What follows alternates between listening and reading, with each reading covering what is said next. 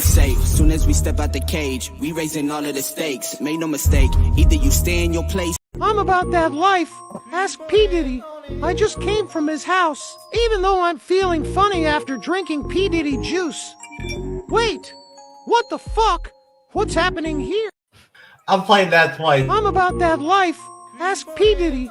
I just came from his house, even though I'm feeling funny after drinking P. Diddy juice. Wait, what the fuck? What's happening here?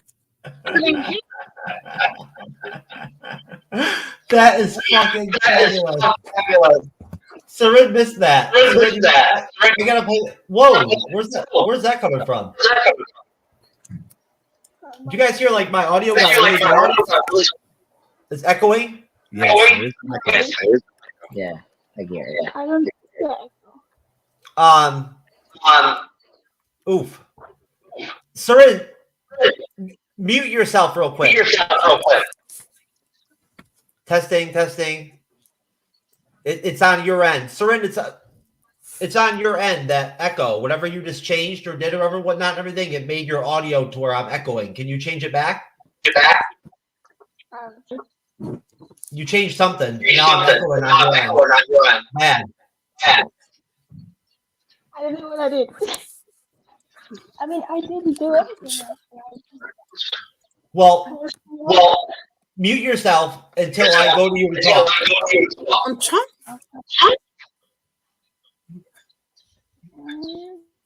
There we go. Thank you. Anyways, folks, I apologize.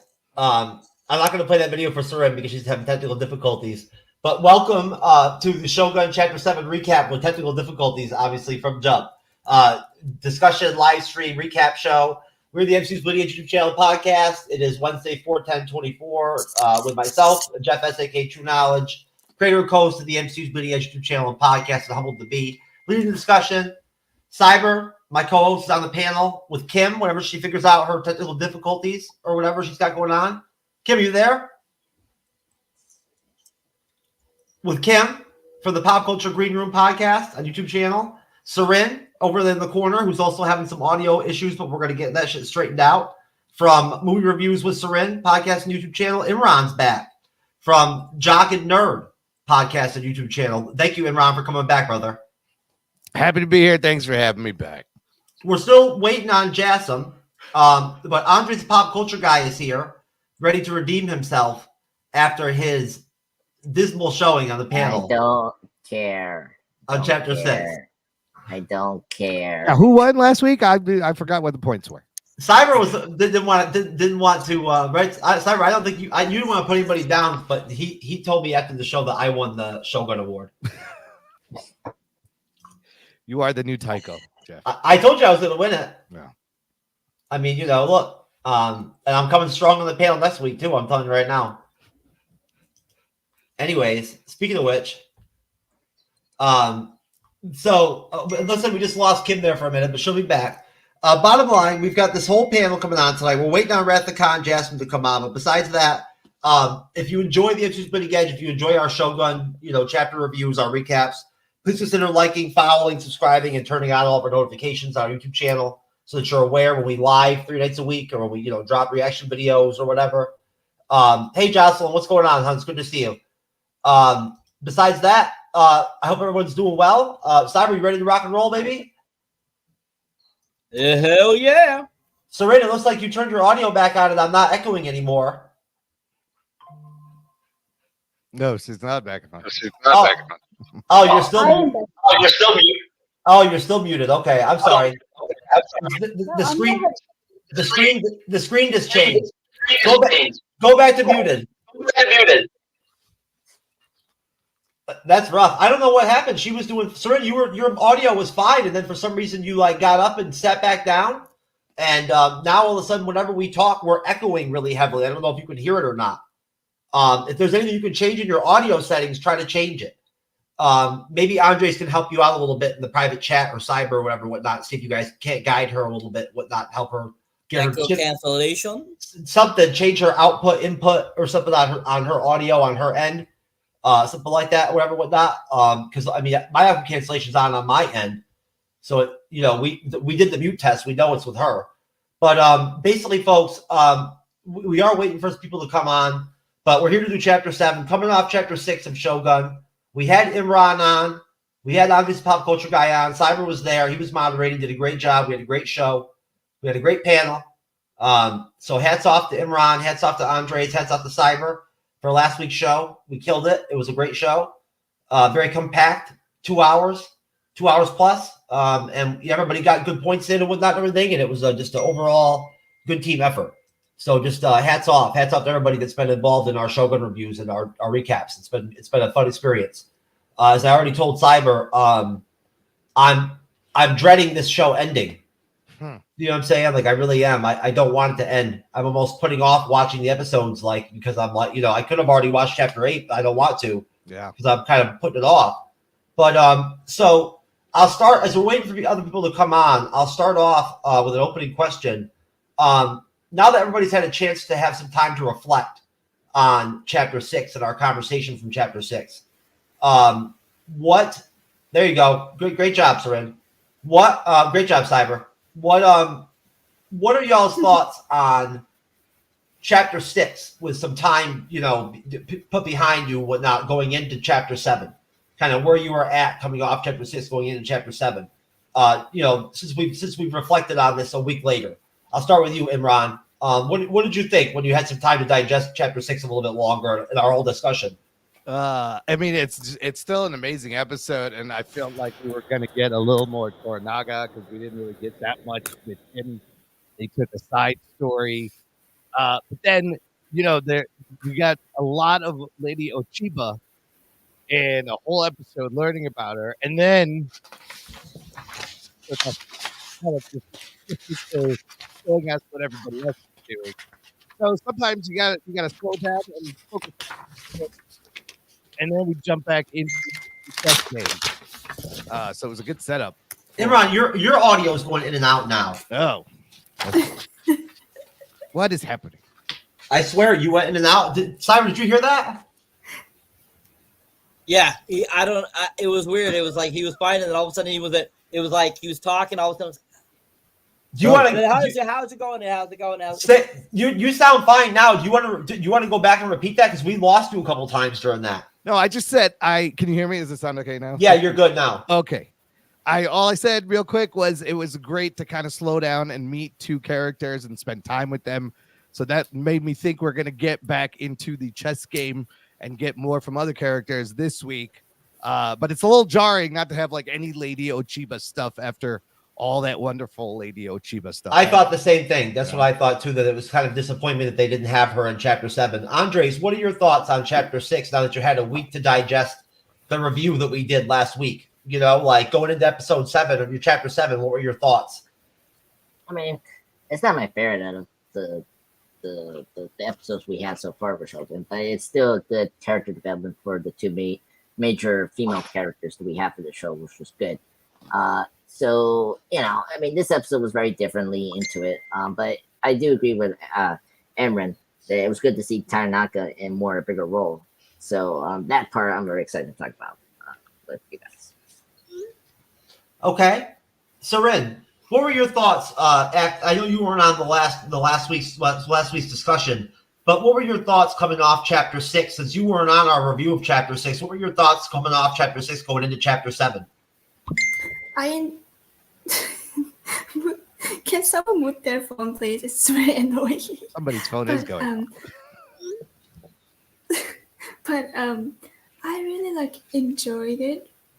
I noticed that Chapter 7 is shorter than Chapter 6, from the runtime wise, and I really liked Chapter 6. I didn't really like Chapter 7. I don't know why, even though I watched it a few times. But I know something is very off about it, even though it has great moments, which obviously we'll talk about. But I prefer Chapter 3 even, or 4 than 6 or 7. Okay. Well, you're just being honest, so there's nothing wrong with that. Cyber, Kim's having some technical difficulties on her end, and Jasmine's just going to be a little bit late. But basically, Cyber, I'll round this out with you. what were your thoughts? I know you're already up to chapter 8, but what were your thoughts coming off our last show on chapter 6, going into chapter 7, now that you had some time to digest it a little bit longer? I find chapter 6 just as entertaining as it was before. I don't, after watching 7 and watching 8, I don't feel any difference between 6, 7, and 8. I think they're all very powerful episodes. So I think 6 is just as great.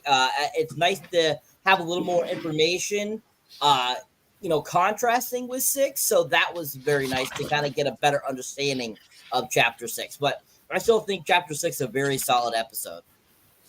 Okay, and I'll tell you, really quickly that on my end, Andre's the pop culture guy made a good point that we didn't really talk about last week when he mentioned there being some like filler aspects to like chapter 6. I thought chapter 7 had some filler aspects to it. I did. Sure. Yeah. Me too. Yeah. And that's what I wanted to ask the panel for the next question before we get into the actual breakdown and episode, of the chapter, scene to scene. I just wanted to ask one more question, and I'll start with you, Ceren. I feel like chapter 7 was probably maybe the most fillerish episode or chapter so far of the show. What would you agree or disagree? I would agree. And chapter 7 follow that. Okay. Andres? Yeah, I guess I do kind of agree with that. Because we're like back and forth with the Christmas sky. Was it the Christmas sky? What they've been calling it, and I'm like, when is it's gonna happen? But I guess now it's gonna happen. Did you say Christmas, sir? It's not Christmas time yet, sir. No. I was like Christmas red, like Christmas tie. I don't know. It's just like, oh my god. Anyway, sorry. Just thinking about the new Joker trailer. It was really good. Anyway, okay. I saw that. Yeah. I saw that. It's pretty good. Anyway, so I'm just kind of see that, folks. We already went from Joker to Santa Claus to Merry Christmas on Andres' first or second fucking question on the panel, whatever, on the show tonight. You see this shit? Are you noticing? Are you noticing the trends here, Imran? Yeah. Yes. No, Aaron. Catching on from last week to this week. There's points involved. Anyway, I'm so sorry, folks. It's just Wednesday. Anyway, no, I agree with you, Jeff. I think it does feel still filler because it's like, when are we gonna get to the war that we were supposed to be seeing? But it's again, you have to understand. It's this very political game with these characters. And the fact that this episode we brought another new character, into the chapters, which we'll get into, that caused this episode to feel more filler. So that's the whole reason. But I prefer this. Yeah, so I prefer this episode over episode 6 because at least this episode, the setup makes a lot of sense because we're focusing on Tanaka as the character, and it's more important than what episode 6 was. Well, episode 6 is important in the future. Like, that's the thing. Like, I wonder where we're gonna pick up, these plot threads from 6 and 7. Just admit it. You like 7 better because it was more Fuji. Oh, that's true. Well, yeah, that is true. See? It's that simple. More Fuji, and the episode's better. So, Cyber, what do you think, sir? Fillerish episode? Well, fillerish to me is when it gives you information that is not essential to expand the story. So I feel that between the last 3 episodes, they're not fillerish for me. They are expanding on what we don't already know about certain characters. Hence, getting more information about, Mariko, getting more information about Fuji, getting more information about Toranaga, all that kind of stuff. So when it's a filler episode, I feel it generally is information that you kind of already know, but at the same time, it feels very fillerish to some. For me, it just didn't feel like that. I found it very entertaining. I found it very informative, and I found that it didn't feel like it was like a filler episode for me. Andres and I always look at filler episodes as like the turning point episodes of like a 6-episode Disney Plus series, for instance, like episode 5 or 4 that sets up the finale, right? Would be your typical fillerish episode spot. And a 10-episode arc or 9-episode arc you expect it to be episodes or chapters 6 or 7 or 8, where you might have some setup or some expositional episodes whatever that pop up, right? Where it's just a turning point, right? Setting up for the next arc of the story or whatever, right, Imran? And so going the same question to you. Cyber is right. You get filler episodes back in the day in TV seasons that were like 24 episodes. And a filler episode is where nothing happens that advances the plot.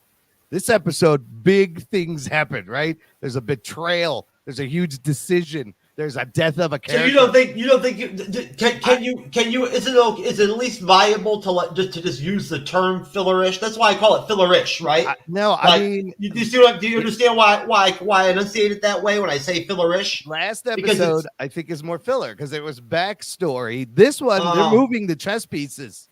They made a couple of moves. They're getting ready for what's to come. So I thought, but now I would defend. I don't think it's a filler episode at all. Okay. Yeah. All right. Well, that's your right to have that opinion. There's Kim. Hopefully she got her shit straightened out. There she is. Hey, Kim.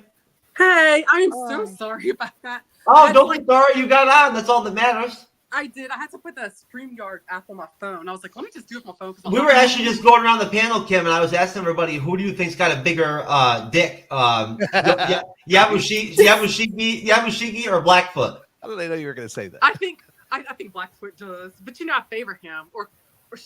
I know, that's why I asked you the question. You know what I'm saying? What do you think, Ceren? Who's got the bigger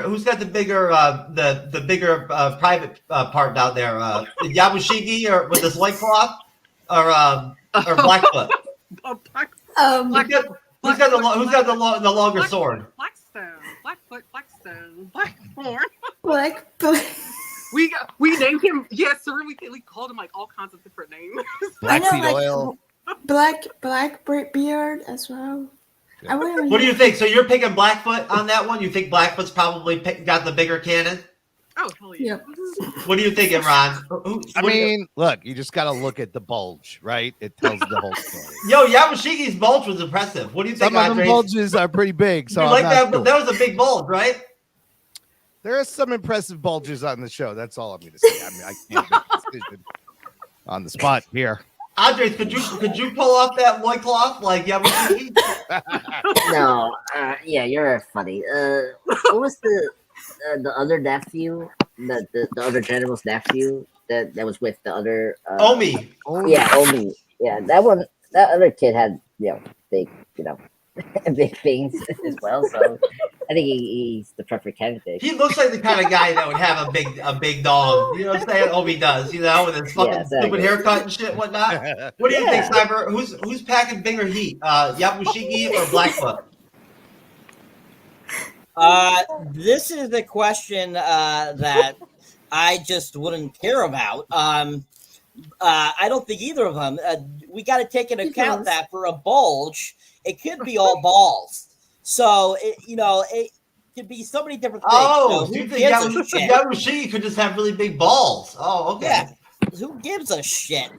I do. I find this matters to people. I think Kiku cares. I think if you're Kiku, this is a very women I can see it caring, but we're dudes. Women, that's what I'm saying. Well, there's women in our audience and whatnot. These things need to be discussed and flushed out for them. You know what I'm saying? Whatnot, right? I think Blackthorn might be a great lovemaker, and to Marika that may matter. I mean, not to everybody. To me, it doesn't matter. To Marika, it may matter. I'm gonna bump up your microphone a little bit, Kim, so I can make you a little bit louder and see if I can do that. Okay. Is this? I'm trying to position my. Oh, you're actually you when you got closer there, you sounded better there. Just so you know. Okay. Right here. But no, I was impressed by Yabushiki. He certainly doesn't have any insecurities with his masculinity. Because when he rocked that loincloth and everything and whatnot, with all them dudes around and shit, whatnot, he just took his coat off and shit, whatnot. He's like, I'm getting into hot. Yeah. Ooh. He's like, what's up? That was a nice looking loincloth too. Seriously, that was a stylish one. But Kim, it's good to see you. You got here right when we were about to get into the actual breakdown of the episode. So I'll go to you first. When we start our first round of questions. But we start off with a flashback scene, and I'm going to ask a question off of that flashback scene. And it's when we were introduced with the Mizuguchi character and we see that great battle, that end of the battle scene from the trailer, right? Where the guy cuts the head off and shit and whatnot. Really well shot. And they're all in the Shogun armor and shit and whatnot for battle. And he says a great line. Because fate is something that is connected throughout the whole episode. The word fate and the term fate is used in multiple conversations. It was fate that forced me into declaring an unwinnable war. And I'll tell you, Cyber, this is the first series we've done since Andor where I want to write down quotes during my outlines again. Right? The last time that I wanted to do this was Andor, where I would actually remember I would write down the speeches and shit and whatnot that Luthen gave and whatnot, all that shit and whatnot when I would read them. It's like that's how I am when I'm doing Shogun. Like I find myself wanting to write down the actual quotes of what some of the actual characters say because the writing is so good. But this was baby-faced Toranaga as a kid, his first battle, his first win, and we actually get our first sequence where we see Seppuku being done all the way through, right? And it is pretty gnarly, when the guy does it, and it becomes a pretty good joke at the end. He asks for the warlord child or whatever, whatnot, to be his second and cut his head off, right at the end of the battle. I thought it was a great scene. What did you think, Kim, of that opening flashback scene? And what do you think about how Shogun has used flashbacks in the series? I like it because it was funny because when I first saw that scene, I was confused by it because I was like, wait, what's going on? Because I thought that it took me a little while to realize that was Toranaga when he was like a kid, and that it was like that it had taken back like about like 40 some years ago, whatever. And I was like, oh, wait a minute. But it was just like, he manned up. He manned up as a child and he did what he had to do. Well, he wasn't even really a child anymore after that. And am I saying it right? No, Mizuguchi?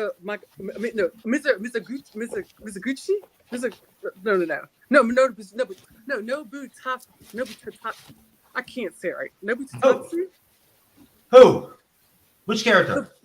Wait, I'm talking the one that was killed. The one that did. Oh, the one that had the seppuku. He's Mizuguchi. Mizuguchi. Mizuguchi. Yeah. Okay. Yeah, that's right. I had the name. Good try, though. Good try. That's better than Shaquille O'Neal. She could be like Mizuguchi. Well, what I really liked was whenever he told him, he was just basically like, "I want you to be my second," So I thought that was really powerful. I like when women tell me that. You know what I'm saying? When we get together. Do you like the sloppy seconds, Jeff? I'm very fond of hearing that, actually. There you go. But no, I thought that was really interesting. But yeah, like I said, it really caught me off guard. But I do like that they went and flashed that back, and then it just kind of leads into everything else, and you can kind of get an idea of where it's going to go. But I like that. I do like that how they go back and visit things. But yeah, it was very interesting. I'm just a pop culture guy, sir. What did you think of that whole thing? It was really well shot, right? We finally got to see that scene from the trailer where the guy cuts the head off and all that shit and whatnot. It was pretty gnarly. Yeah. Well, first though, I don't know if you guys had this, but when I was watching the episode, I thought we were jumping to time, and we were jumping to the war that was going to happen. Oh, you thought it was in the future? Oh, yeah, me too, though. Me too. For a minute there, I thought the same thing. Yeah, I don't know if you guys had that.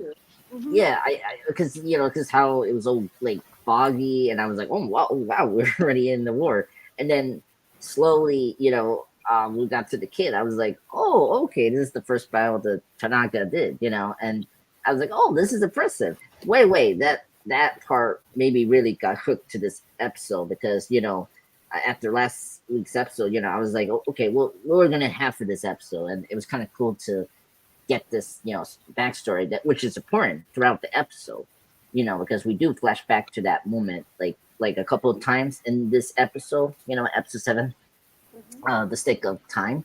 So I really dug that because I really like that it subverted my expectation. So yeah, it was really cool, and seeing the guy with the head was really neat. Again, the production level and the music. Oh, thank you. That's my mom. Nowadays, it's kicking in this week, unfortunately. I felt like everything was just top notch for this opening. So I think that should be good. So yeah. So but yeah.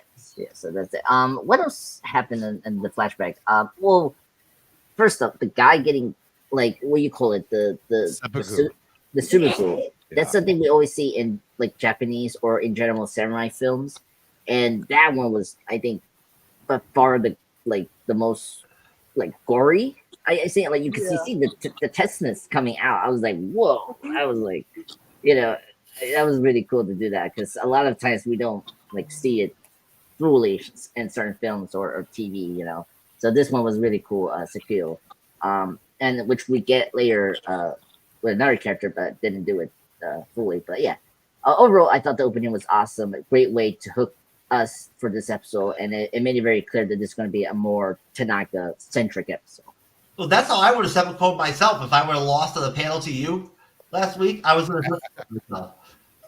No. See, all you could do is actually, I will send a dialect or a Cyberman into your house, and then you will be exterminated. That's how I do it. Well, either way, Imran, your thoughts, sir? Yeah, that seppuku is graphic, man. Sometimes I can't handle that, and I was kind of like, Did you slow down for a minute and like think to yourself when you saw how long that fucking blade was? Like, yeah, just imagine yourself in his shoes. Yes, you think about like this is. Could I do this to myself? No way. The lines, like you said, I also have a whole section of best lines in this episode. There's so much great writing. The fate thing is great. The unwinnable war, and you think about Toranaga's position where he is right now, mimicking that, and also this whole thing about like how history. These stories are told by the victors, the winners of these stories. So you can't always buy these stories as 100%. Like that's what happened, as we found out later, is also very interesting. All right, sir. Most definitely. Going to you, Cyberneticshark.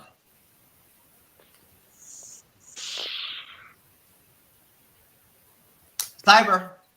You, sir. Your turn. Yes, I know. My fucking window changed. Oh, man. Those goddamn windows. Fuckering windows. Anyways. So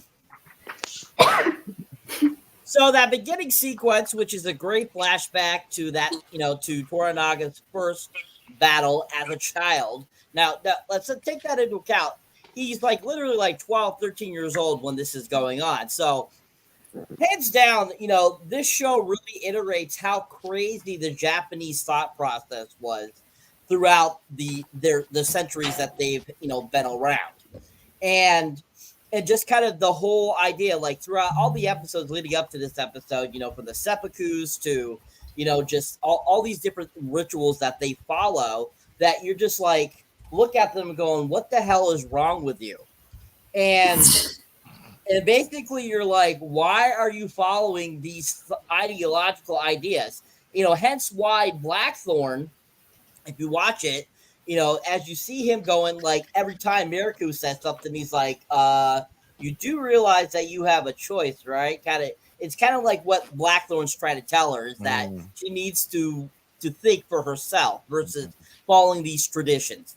But anyways, get me back to the awesome, the scene.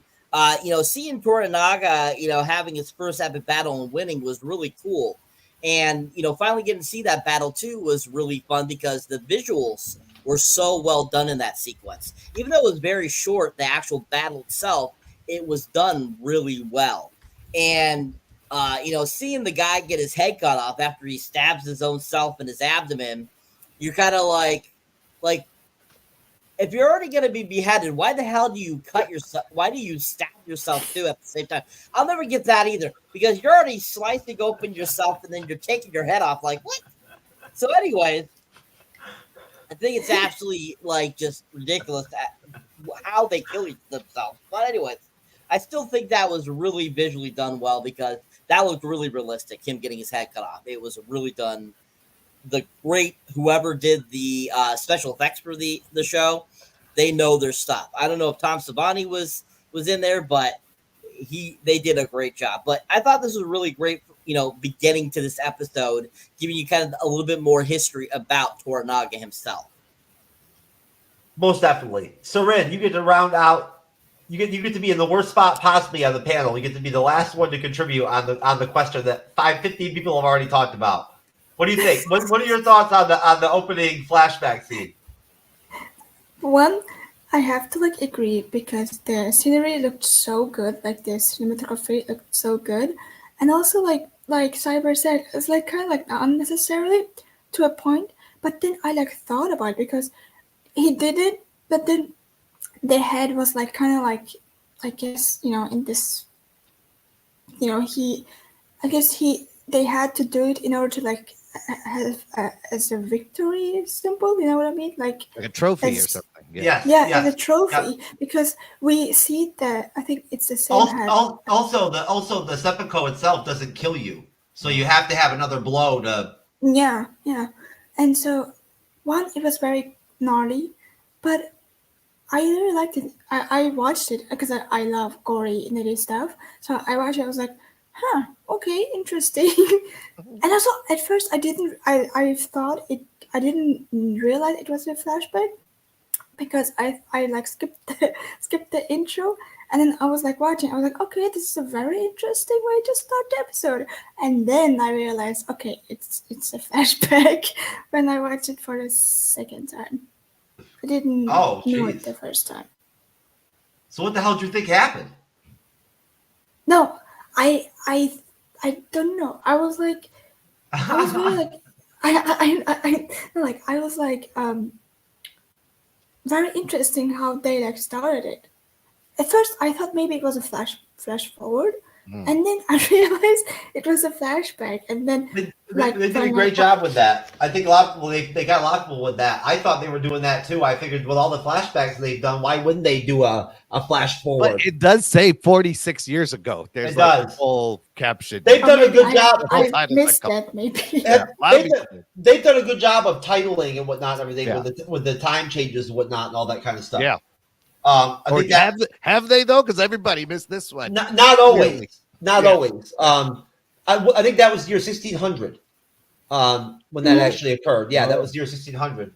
But basically, moving on from there, I just want to point out too that yes, as far as the actual cutting off of the heads deal, I believe it is ceremonial to some extent, but at the same time too, I think it is possible to seppuku yourself with the blade and kill yourself. It's possible, but you got to like really fuck yourself up and know what you're doing, right? Like women could probably do it easier, but with men, that seppukuing is not enough to kill yourself. To die. You wouldn't die instantly. How much time are you lying? You'd lay there in excruciating pain for like a long time. That's horrible. So getting the stomach. Yeah, that's like being like shot or like stabbed or anything like that to the stomach. They say it's like the slowest, the most painful way to die. Yeah, they've got to like wrap that up in some way. Cyber. And also, you have to like put some like strength into like really like make the blade come out from the other side. And you're fighting your brain, right? Your brain is telling you, no, we don't do this. You can't do this, and then you just do it. I don't even know. I actually, just to wrap it up, I thought it looked like he actually went in there at an angle and was actually purposely trying to like fuck up his organs and shit and whatnot on purpose. It looked like he was like a stab in and then drag across and like a twist. Something like that. Yeah, there's a form to it, whatnot. Yep, there is. They've got these Japanese back then, the feudal Japanese, man, they had some crazy shit going down. It is brutal.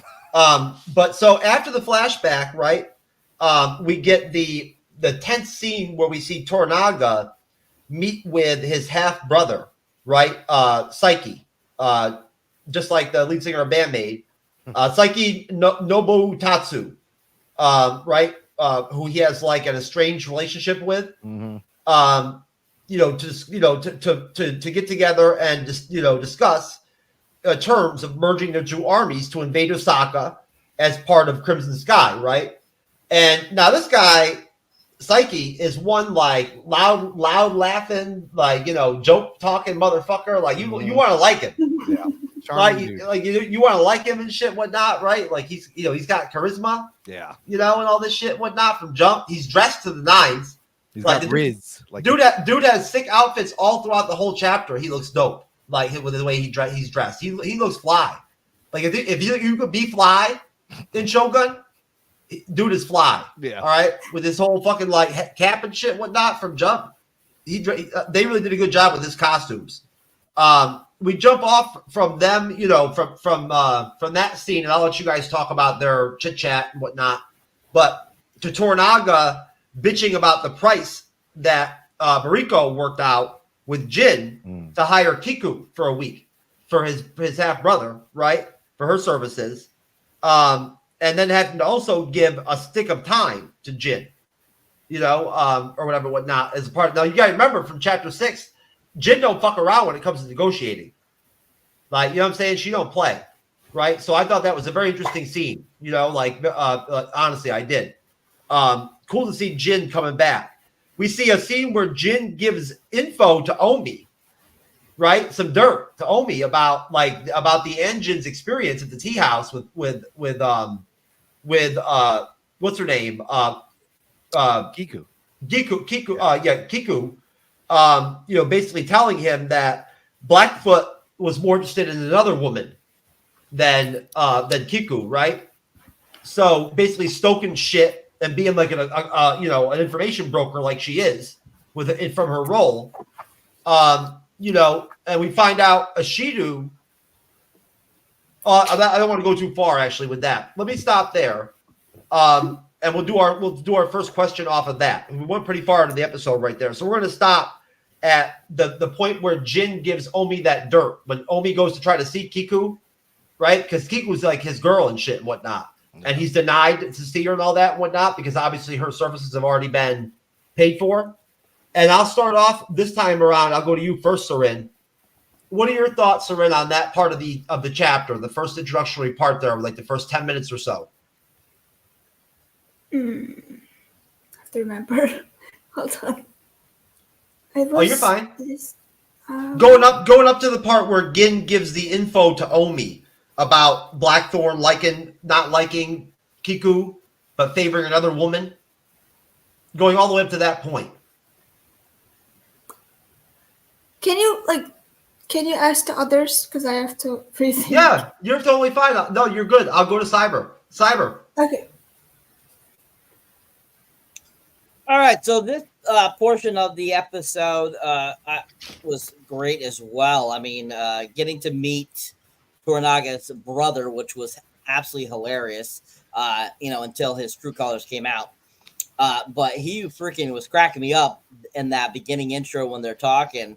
And he rides up in his white fancy outfit and stuff like that. And I'm thinking to myself, kind of like, as I'm watching him, like, that outfit just looks too pretty to be like a soldier. I mean, I just don't see. I don't think you've been in any fucking battle ever, sir. I'm sorry. You know, I'm like, guarding that waterfall, whatever the fuck you were talking about. I was like, yeah, you were definitely water. Yeah, that's why your whites are so white. But anyways, but that was a great sequence there. You know, and him basically, Toranaga telling him, "No, we'll talk about business later. Tonight we get drunk." Which was very, very interesting. I thought coming from Toranaga to say, "Oh, let's just go have fun." After he knows what he has to get into, especially with the fate he's facing. So them having kind of that entertainment time, going back to the city and everything, was really interesting. Especially once we find out what his brother's real intentions are. Finding out that he has already had a counteroffer from, of course, Toranaga's enemy, Yabashigi. That's where I was trying to not go. Oh. Well, that's all part of that section. No, it doesn't happen. When the Omi goes to go see Kiku, that doesn't happen then. The dinner at the tent, that's later. Well, whatever. So this section is good. It's fun, entertaining. The dude wanting to go get the consort cracks me up every single time. Like, dude, she's a whore. Just get over it. She's a whore. Just deal with it. Like, that's what she does, and that's pretty much it. Good section, I thought. Okay. Kim, what are your thoughts? My thoughts? Well, first of all, I think that Omi looks good, so I just want to say that. And then, oh, you're feeling Omi with that haircut. Well, just look at the face. Look at the face. Yes, I'm feeling Omi, but however, so I was just curious to how this whole thing was going to go with this whole dinner, this like banquet dinner thing that they were going to have, and Well, before that though, what did you think of like? What did you think of before that of like of like Toranaga bitching because of the price that like Jin, the head of the head of like the tea house or whatnot that employs Kiku, right? Like negotiated like another good deal and whatnot, right? Like she's such like a hustler, right? And Toranaga was bitching about the price of having to order Kiku for like a week with her brother. What did you think of like meeting the brother-in-law with Toranaga? Oh, yeah. So I mean, I thought it was. I mean, it was what it was. I mean, it's like it's Toranaga like he was upset and stuff. Everything didn't like the prices and everything, but it's kind of like, I mean, you've got to if you got to send people out, you got to send people out. If you need a team, you got to like pay for it and everything. So it's kind of like one of those things to me. But it was I kind of like the face off because it just gave me like some questions because I'm kind of like, what's the future going to hold? Like, what's going to happen? Like, what's because you kind of like feel the tension and everything between everyone, and all these like different things are going on, and like just it's like a lot of chaos, but then they're trying not to let it show on their faces and stuff that there's a lot of chaos going on. But it's interesting. Okay. Ceren, are you want to come back in now? Yeah, okay. I have to say, like, I was kind of skeptical because I was like, where's like his brother looked like too. How can I say it? It's like too clean, His name is like, he's Psyche. His name is Psyche. I know, but like he looked too clean. I mean, like from his appearance, like that white thing looked too clean for me. I was kind of like very skeptical about him because something about him was off, and also like every time he cracked jokes, I had to laugh. Like that actor laughing made me laugh. So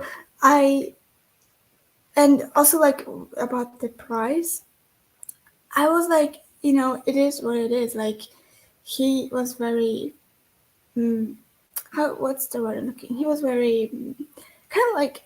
You're just being biased because you're a woman, and you're a woman, and it's about a woman getting paid for her services and whatnot and everything. So you're biased. No, I'm not biased. I just mean like it's her job and like pay the price and be happy. To me, he felt like a bit like ungrateful.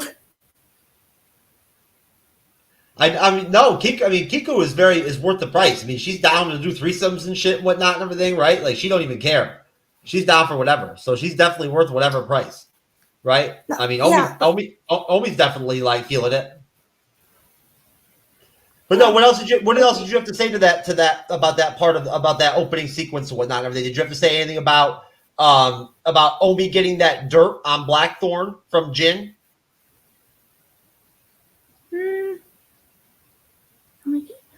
Because that's what sets up Jin. That's what sets up Omi then setting up Buntero, right, to become more suspicious of Blackthorn. You know what I'm saying? Is Jin giving Omi that information? But if that's all you have, that's fine. I'll go over to that's it. That's fine. I'll go over to you, Imran.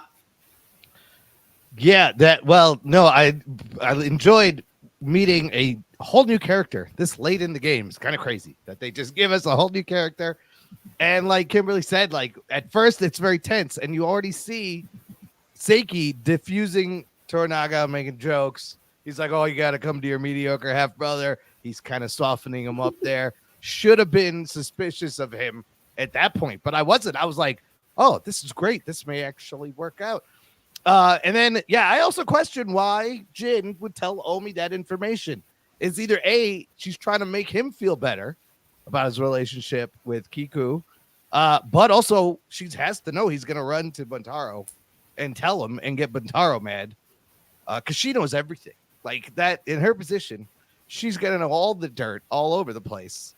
As we'll see later in a great scene, she knows more than people think. So that's right. As far as the price, you're right. You get what you pay for, right? You don't want to cheap out, especially on that. So the price is good, and it's smart for Jin because she can bargain a moment of his time and a meeting with him. So everything is chess. Everybody's playing chess. And plus, Kiku is tested. She's clean. She's STD free. They use like some kind of like rock STD test, made on a boat or something or whatnot. If you pee on this orchid and it doesn't turn brown, yeah, we're good. I don't know how they did that back then. In the book, she has like all these crazy sex toys and shit and whatnot. Oh, I heard about that. Yes, they're more elaborate, and it's not as like this was a lot more thoughtful than. I know that. But me and Kim talked about the sex toys before in the past on the show. We figured they probably were like made out of sticks and shit and whatnot. Like rope. It's true. They were back then. Like in rock. That would be like painful. You got to polish that shit. You just got to polish it real nice, right? Just get it shiny. I don't know. I'm sure they had it figured out. They're going to kill me. I told them to send me a video holding an object and start nodding. Anything is a dildo when you really put your mind to it. There's no such thing as too large or too sharp. Every time you stop to question yourself, I want you to tell yourself, I can and I will. There you go, folks. Was that not the best timing on that, or what? That was perfect. Pretty good jump cut. Andres, was that good timing or what? Look, I got Kim and I got Ceren to fall out. Both of them at the same time. I knew Andres was gonna react that way. Andres was like, no. Oh my god, the Fiji bottle. I know. She's like. I know. I would really love to see her do that. I know. I'm sure you would. I'd love to see her seppuku with that. Hey, what's up, Rathacon? Sorry about that, brother. You came in at an interesting time of the show. I always come in at an interesting time. What was it? The last time I came back on the show, we were talking about how Blackthorn and what's the other guy, Kiku, were pillowing for the first time, and now this. He comes in and you go to the dildo clip. It's kind of poetic. Who knows what's going to happen next time? So, anyways, Andres is not Porter guy. Let your thoughts, sir, on that opening sequence and whatnot and everything after the flashback. Then I'll go over to you, Mr. Rathacon, and I'll tell you what the question is. Yeah. Okay. So it was great. First I was surprised that Toranaga had a brother. I guess a stepbrother. I was a little fuzzy on that, and I had to double check that. And so that was really cool. I really like this new character. He's really fun. He's very different from Tanaga, who is like more serious and stern. Where this guy is just full of life and fun, which is great. I also like how visually we can tell the difference between the brothers with the armors they were, when they're with their armies. Honestly, he has the silver kind of army with the silver arm, which is kind of cool. And then, Tanaga, is more of the gold, which is really cool. And we see that throughout the episode when he wears that kind of gold, the kind of armor he wears. I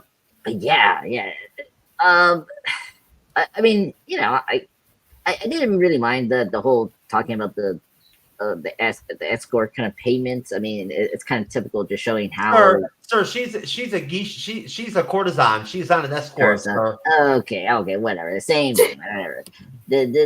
Japan has their ways of, they review differently how to pay people than she's us. Basically a massage parlor worker. Yeah, sort of but no, you're out of the track, sir. Please. I don't think that scene was that important because the other scene when we get to the important scene, I feel like that was just more important. But when Oye goes, to meet the other girl, and she's been booked for the whole week to see, Tanaga's brother. It is a very important scene because you don't know if that nephew will use that as an advantage to like maybe go to the other side and like maybe get that as like I don't know, like some leverage to maybe take down Tanaga or anyone in his side. So I think that was a really important scene. See, and then that's the stopping point, Jeff. That is. Yeah. So overall, this section is very light, but at the same time, it kind of just it's getting you to the mood of the episode. But that part with Ore, you can understand because like I actually like Ore in that the girl he always hooked up with. They had really great chemistry, and I actually liked the relationship. So it was kind of annoying he cannot see her because of the brother. But we'll see later. I think her true side is actually with him, but we'll get to that towards the end. Andres, great job, sir. You actually you were the best so far on that question. So I guess I'll give you 500 points or whatever the fuck, however Cyber does it. Because you were the best so far on that one by mentioning how important the Obi thing was, right? And then also not like killing your 500 points by talking for another 5 minutes about some stupid shit having to do with fucking who knows what, right? Yeah, Santa Claus or Joker. Yeah, there you go. So Joker or whatever. So Rathacon, sir, welcome to the show, sir. Thanks for having me on this late in the show. Well, it's not that late, sir. The night is young. Perfect. I'm gonna go to you first, right? And on the next round of questions. But basically, where we're at in the episode is we're coming off of Jin giving Omi that inside dirt on Blackfoot, right? Like sort of like favoring Mariko at the brothel over Kiku, right? And Omi getting that information and whatnot and everything. So essentially from there, before we get up, we get up to the big dinner, or I think the big dinner may actually happen right off that. We see basically no, that's it. We go right into the big dinner scene. It's not in the tent. I'm sorry. It's in one of those houses with all the white walls and all that shit and whatnot. But we get the big dinner scene, and basically, at first they're all drinking sake, and Psyche is telling stories and shit and whatnot and everything, right? And everything seems kosher, right? Hiramatsu's there, right? Fuji's grandpa, Toranaga's second, his second in command is there, whatnot, everything. Bantero's there, right? Bantero, of course, also told Mariko to tell the engine to keep his mouth shut when they met Psyche earlier. But they're all there, and then as we start to see the half brother talk, he starts to like talk shit about Toranaga, like talk shit about about him, about like his past and shit, whatnot, everything, right? And like it becomes very, very clear, very, very quickly that this isn't going to be an ally here, right? Like this is going to be a problem. And at that point, we find out all of a sudden. I thought they were under attack because all of a sudden they just jump scene over to like all these soldiers rushing the checkpoints and whatnot, and everything, right? Taking them over and shit and whatnot. And Psyche declares that he's now the new regent, right? And that they're demanding that Toranaga face the council, right, for discipline for his behavior and all this shit and whatnot. And they want Nagagatu, Ishi Nagagatu, Toranaga's son. They want him to just go ahead and seppuku himself, right now. Luckily, Toranaga tells his ass to not grab the fucking the paper, or he would have had to do it. But basically, right there, Psyche puts it to Toranaga that he's got to go ahead and face the council. Toranaga says, "Give me 1 day, and I'll tell you what I'm going to do in this situation, or whatnot, if I'll obey or not." Right, and that's when the real tension kicks in. And things really get thick. We go right to Mariko and Blackthorn, and Blackthorn automatically going back to the ship again. He's already pissed off earlier in the show. With Toranaga, we saw him bitching again, as always, bitching about his place and whatnot, and everything, and how he has all these titles, but yet he doesn't. Who is he though? because he wants to be, in Crimson Sky, he wanted to be like the one on his ship, using his cannon and shit and whatnot, be the naval commander or whatever. Well, basically, he's saying to Rico, like rambling, because they're all like, what the fuck's gonna happen here? We're gonna die. He's basically saying we can set up the ship, we can take off. And Rico's like, and go and do what? Go where? Engine, son, right? Because she ain't going nowhere. That's what I took, right? Is like, her loyalty is to Toranaga, right? Not to the engine, regardless of like how long his cannon is, or how good he was. They haven't even pillowed since that one time. Like, you know what I'm saying? Like, no wonder Blackthorn is so pissed off all the time and bitchy and everything and whatnot. Nope, not pillowing enough. Just like the doctor said in the beginning, right? If Blackthorn would just pillow, he wouldn't be such a fucking salty bitch all the time, complaining and shit about everything. Fucking Blackfoot, I'm telling you. Then you see, basically, Nagato, the Tornaga's son, with Buntero and with Yagoshibi talking about what they should do, right? As Tornaga's contemplating as to what to do with this whole predicament. And I believe it's in that conversation that Nagado actually says something along the lines of, I've heard that killing your first man is better than a better experience than your first pillowing or whatever, which I do not agree with at all. I don't see how that's possible.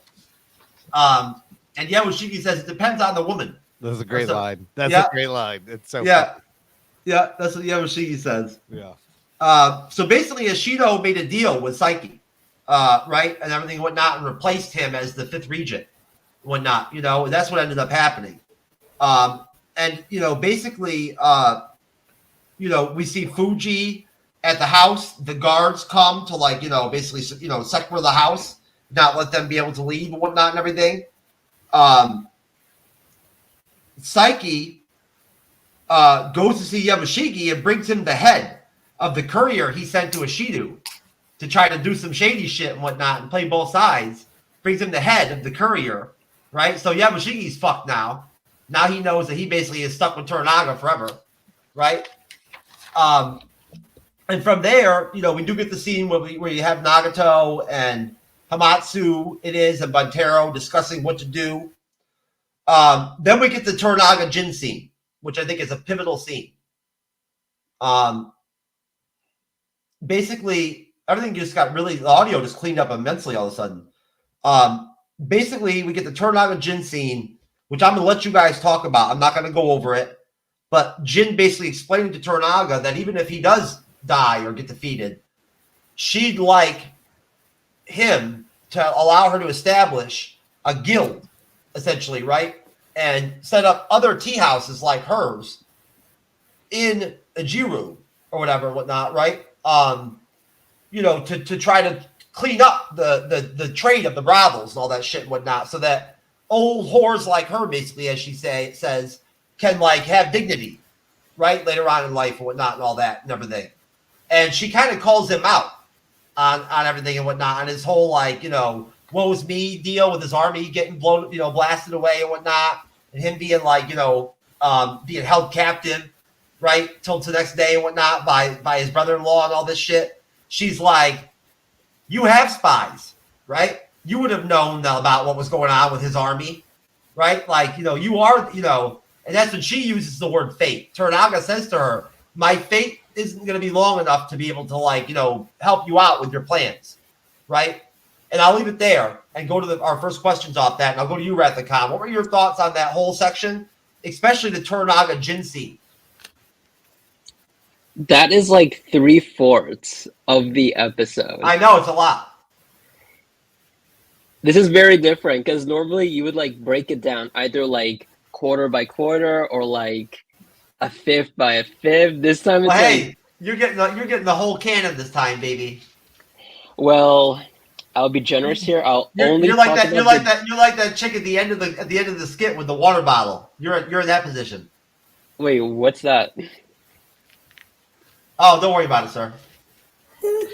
Okay, so I'll be generous here. I'll only talk about the dinner, so everyone else can take all the other parts. Oh, you're such a gentleman.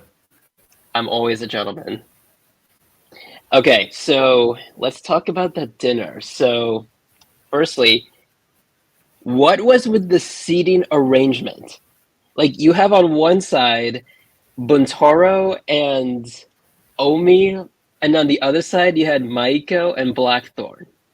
Like, shouldn't Buntaro and Maiko be together? Maybe include Blackthorn as well, all in one side, not like separate them. Like, Then what? that wouldn't create the tension then. Well, I think that Toranaga is bad with seating arrangements. Just right there. Just that in of itself. If Toranaga wants peace in his army, he should let them sit together. I'll just say that.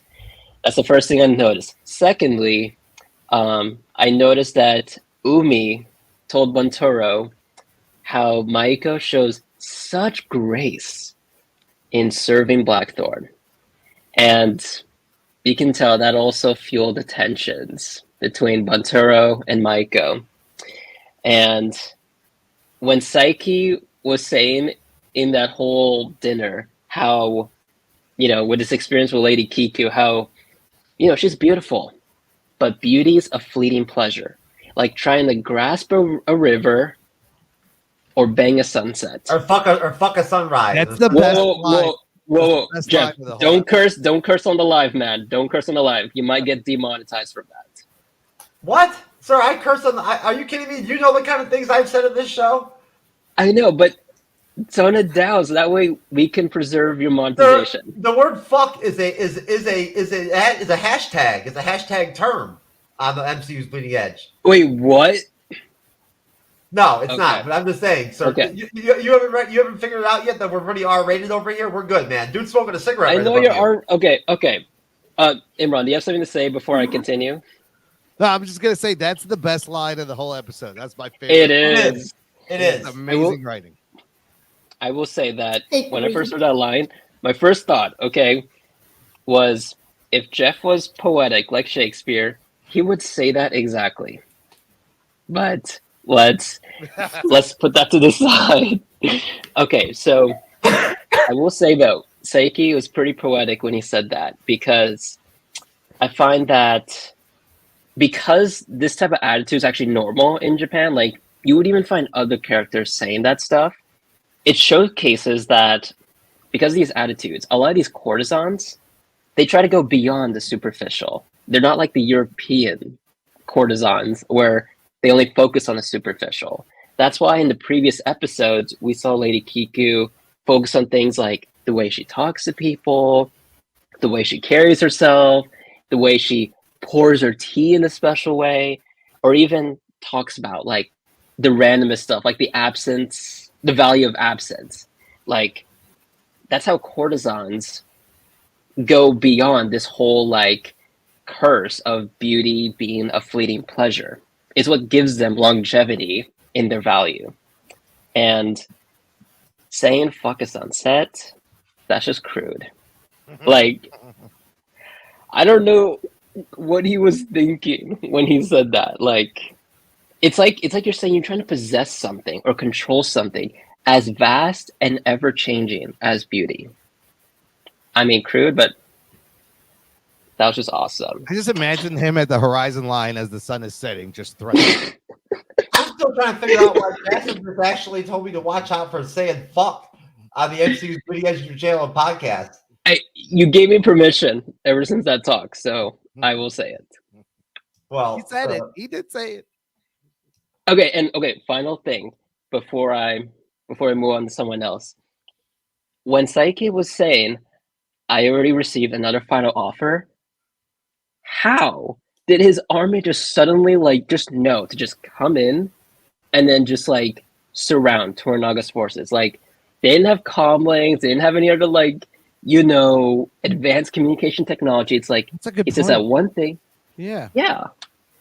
How did they know? Yeah, how did they know? I try to look it up what this communication tech during the ancient times were. I cannot think of anything. Someone would have to signal them or something. But like that quick? Yeah, that's a good point. Yeah, panelists, can you guys come up with ideas? Not that answer, Ken. Well, actually, in certain movies and TV, I always see they always shoot like fire arrows sometimes to send the signal for the army. That's usually the case. And then also, I mean, folks, or like smoke. Yeah, smoke. You know, that's. But that takes time. Oh yeah, but yeah, like a fire arrow shooting up. And it'll be obvious too. Yeah, I mean, it's where like the army knows that okay, this our time to move in. You know, or you know, or flying or maybe creatures. like it. Yeah, that's what I want to say. Like all right, Rathacon, wrap up your contribution so I can go over to Kim. Okay, my last final contribution is I was surprised Bunturo was the first one to get mad by this ambush, not the son. He drank too much sake or whatever with that. That was his problem. I think just like trying to channel that frustration, you know, seeing Blackthorn with Maiko. Mm-hmm. Yeah, Bunturo was already hyped. What do you think, Kim? I know I gave you a lot of episode to work with there, but you pick what you want to talk about from that.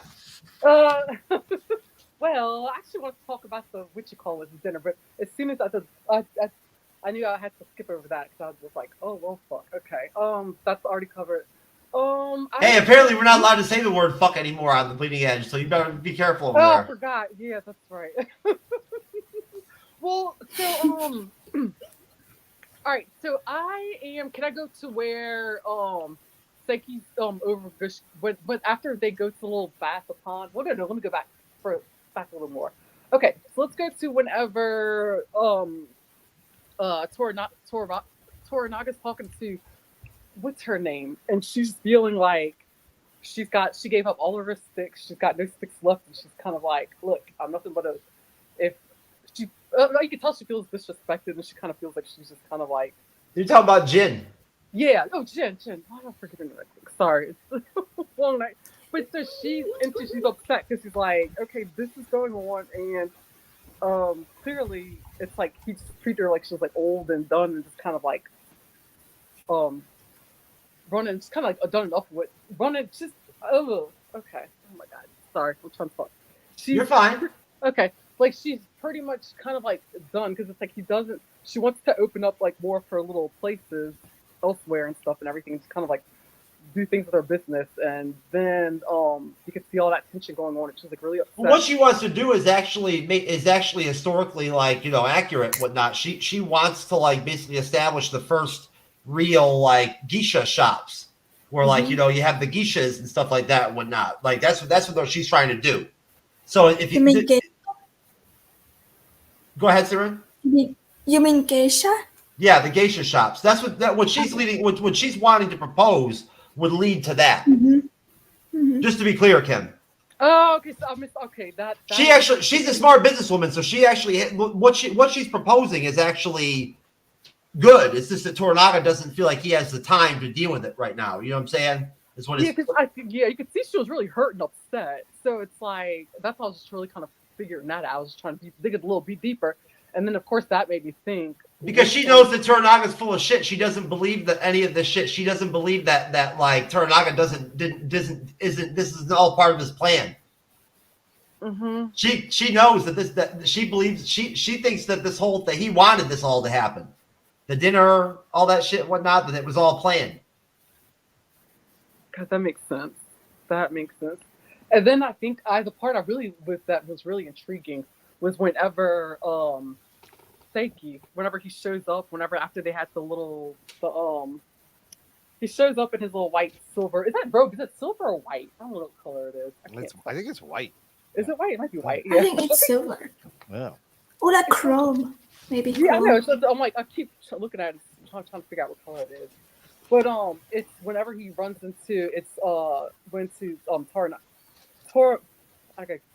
Toranaga's sons, and he's just kind of like, and he overheard them talking, and they didn't know he was around. Oh, at the hot spring? Yeah. Yeah, And there was like, it was really eerie. And it's like, I just felt like it was a lot of foreshadowing that was coming in. and it just seemed like it was just he just had this air about him, and it was really creepy. It was really, that was like one of the things that stood out. That scene stood out to me a lot for whatever reason. Just like, it was eerie and it was creepy. I get what you're saying. I do. He does have that kind of like vibe to him. Mm-hmm. He's like a snake oil salesman kind of vibe. You know what I mean? Like, you know, a hustler. Yeah. Kind of. You know what I'm saying? Like, you know, like an instigator. Right, yeah, that's exactly what it seemed like. And it seemed like he just came off also as like, I'm going to be here, I'm going to be around, and I don't know if you will, or you're not going to be. But it was very interesting. It just like felt like this darkness, like this heaviness over it. All right. Cyberneticshark, sir. Your thoughts on that big chunk of episode?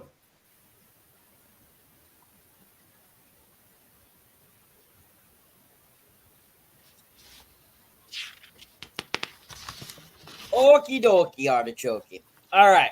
So this portion of the episode is just like with all the episode. I really enjoyed it. I think it's really fantastically done. You know, I think that the whole council, the whole dinner sequence was really done well.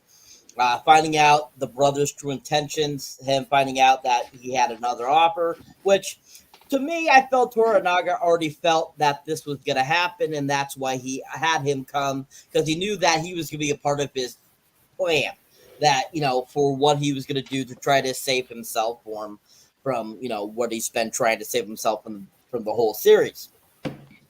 So I think he already knew that. And that sequence with Jin really kind of points in that direction that, yes, Toranaga really does have a whole plan going on, and he's keeping as few people in the circle as possible so that he can keep people basically guessing from beginning to end, because he wants to be able to have most anonymity for everyone so that he doesn't take anybody else down with him. And so I feel that's what that sequence with Jin really kind of helps, you know, show, is that Jin already was catching on to what Toranaga was doing by giving him that whole speech, you know, about her, and she's the greatest courtesan, and she built herself up from the trash, and blah, blah, blah, and stuff like that. So that scene was very pivotal because it really helped to show you and push you in the direction like, hey, Toranaga knows what he's doing, and so everything is a very intricate plan that he's doing.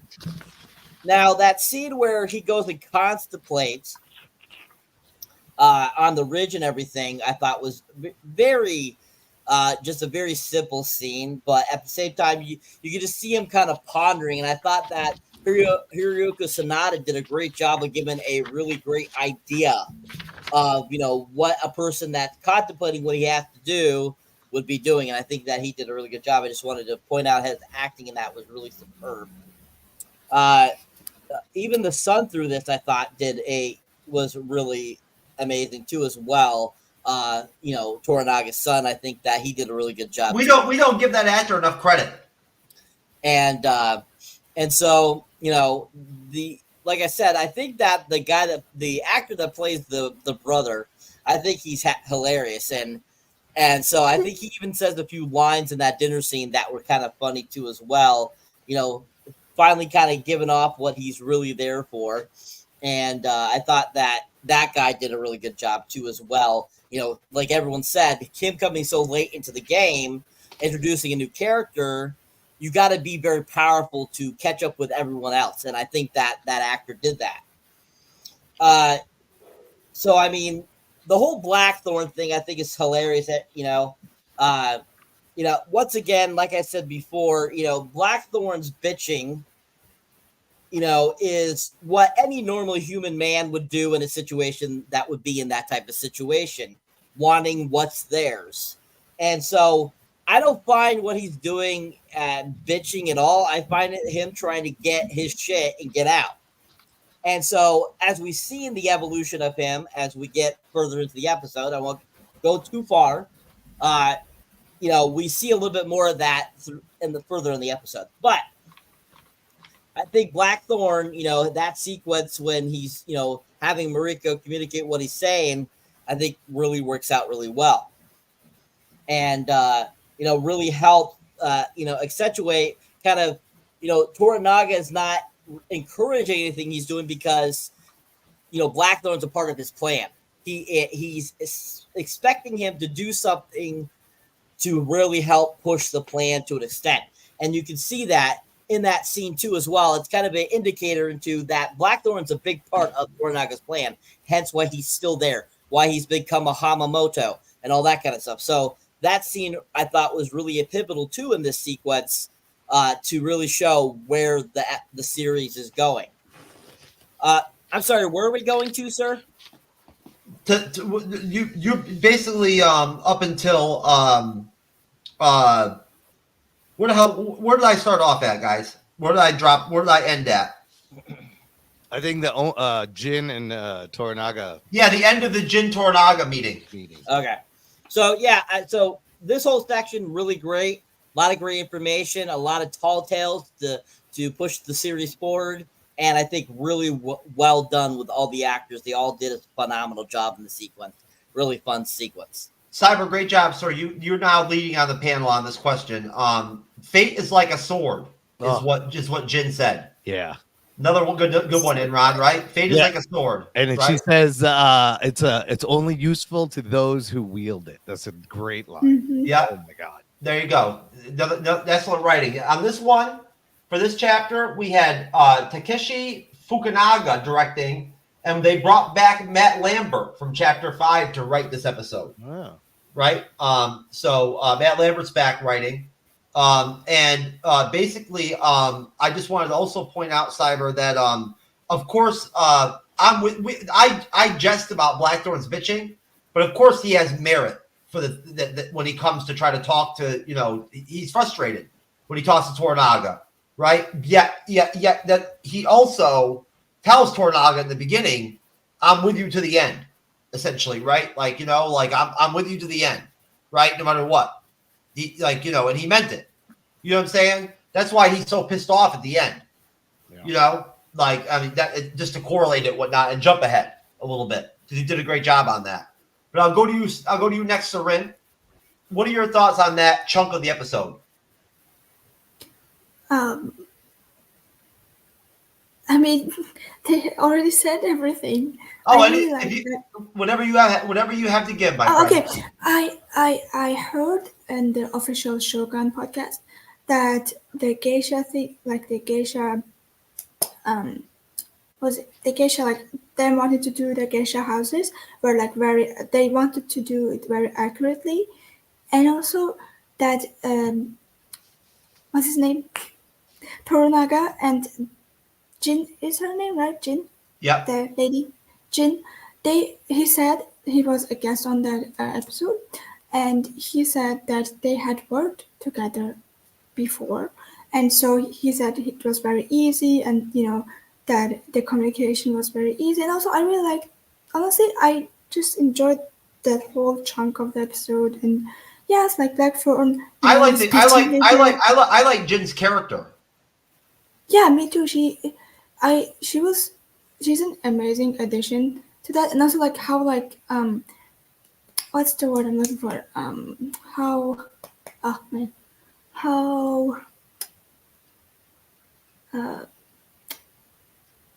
Not consistent. Whenever I get stuff like that, I just say pillow. No, I'm I have the German word in my head, but I mean the English word. It's like when you're very not. Let me describe it. It's like when a person is very, very keen on something and doesn't really get back from their way easily. What's the word? Stubborn? Yeah, not stubborn. Arrogant? No. Gosh, what's the name of the word? Pillow.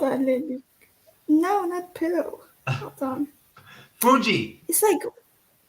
It's like when you're very dude, Fuji, really? It's like you want something and somebody else says no, but you're doing it anyway. Persistent? I think Insistent? that's Something like that. She's intuitive. She's intuitive. Pushy. Yeah, but she was Jesus Christ. I don't know what she's trying to say. We get it. We understand. Yeah, like that one. Like she was like, okay, I'm going to do this, and this is Single-minded, kind of single-minded. Yeah. Yeah, it's like you want this, and then you do it anyway because it doesn't really care. You don't really care about what person B is saying. You know what I mean? So that's what I liked about her. She has like this She's very ambitious, and she's very ambitious and very passionate and knowledgeable. Yeah, exactly. That's the word I was looking for. Well, she knows all the secrets because she runs the brothel. You know what I'm saying? So she knows all the dirt on everybody, right? Exactly. And now I'm so curious where she will be like go in the next episodes. Like where I would pillow with her as long as they gave me a discount on her though. Jeff, do you want to pillow every character in that show or something? The female ones, not the male ones. I don't want to pillow Obi like him.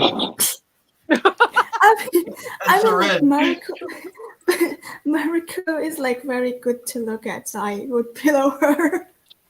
She's pretty. Not, yeah, she is. I know her. But not from, Fuji. Like, what's wrong with Fuji? Is Fuji too skinny for you? Is she not thick enough for you? No. No, I mean, but I prefer Mariko because I watched her in this other series called Monarch Legacy of Monsters. She was on there, and I was like, okay, I really like Mariko. Wait, the Godzilla film? The series on Apple TV. We almost covered that at one point. We came close to covering it on Monday nights. All right, so let me move over and slide over to Andre's Pop Culture Guy, and then we'll let Imran round this one out, since Imran's actually really good at being at the end of the panel. Yeah, that's true. So anyway, oh my god, yeah. So the dinner part, I do agree with Jasmine here. It is kind of weird that why Tanaga thinks there's a cool idea. Oh, it'll be kind of cool. It's like put Blackbeard, Mariko, and his husband separate. I'm like, you're creating more attention, which I do agree, Jeff, because it's fun. I do enjoy because I love the Blackbeard and Mariko relationship because that's the relationship I care about. And how is this dude is not dead? How is this husband not dead yet? Wait, do you want him dead or something? Yes, I do want him dead. Why? He's a jerk. He's a great warrior. He's actually not a bad guy. He loves Mariko. He's a great warrior too. Don't forget that. Yeah, I get that. But and speaking of affection, like he doesn't show affection to Mariko. That's the thing. It's like you guys telling me now. That's not how it's like in ancient Japan. Okay. That's not how it's like. Well, I don't know. I mean, they don't hold hands and shit in feudal Japan, baby. It's true. Well, look at Oro, the kid that likes the other lady and the consort. Like he showed more affection than this guy does. I don't know. It's just so bizarre. Anyway. Well, to be fair, Kiku did offer something first, so he was obliged to give back. Yeah, that's true. I don't know. I mean, I don't know. I think that's just he's like going down to my radar of like your contribution on the panel on this round is going down, sir. It's going downhill. Anyway, how about this? Fuck you, sir. Fuck you. Anyway, I need to drop that.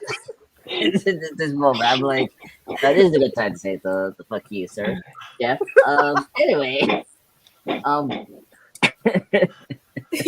it was a perfect time. Anyway, so the dinner scene overall was really fun. I mean, it was very it was very joyful until we got that big reveal that he was offered for the fifth role, which I was surprised. So that was another great thing. I like how this episode was twist. There's a twist and turn kind of episode, which I like. So yeah, you're right, Jasmine. I'm not gonna cry because of this character. I would be so like, woohoo, he's dead. Yeah, come on, guys. I'll invite you guys to Applebee's. No more. I'll invite all of you in this battle to Applebee's. It's like, we're celebrating for the worst character in Shogun. Just saying. Anyway, Okay, but what if he sacrifices his life to save Toranaga? Are you gonna cry? Come on, you have to cry at least. I'll shed like Just one tear. Just one tear. I cry every time I put on my loincloth, my Yamachiki's loincloth, my extremely tiny penis, and like there's no, I don't even have a bulge. It's like flat, like a vagina. God. No, I cry inside. You're like a Ken doll over there. Yeah, like it's all flat, you know, like so like I cry inside. Oh Jeff, seriously, if you had Shakespeare type of poetry, you would be like Psyche right now. That is so true. Yes, just answering Jasmine's question. Yes, I'll just maybe give one tear, but just like a very laughing tear. It's like, he sacrificed himself. Anyway, who cares? We'll see. We'll see. He will die, armorly or not. But anyway, I thought there was very executed right. One thing I like about Shogun is the role of family. Like Jasmine brought up like how different Japan is, but we never really discussed how different family culture is and how their structure and all that like in terms of family structure. Because it's very different from us. How we view family. Roles and all that, and it's very intriguing to see that with Toranaga, the brother, and then Toranaga's son.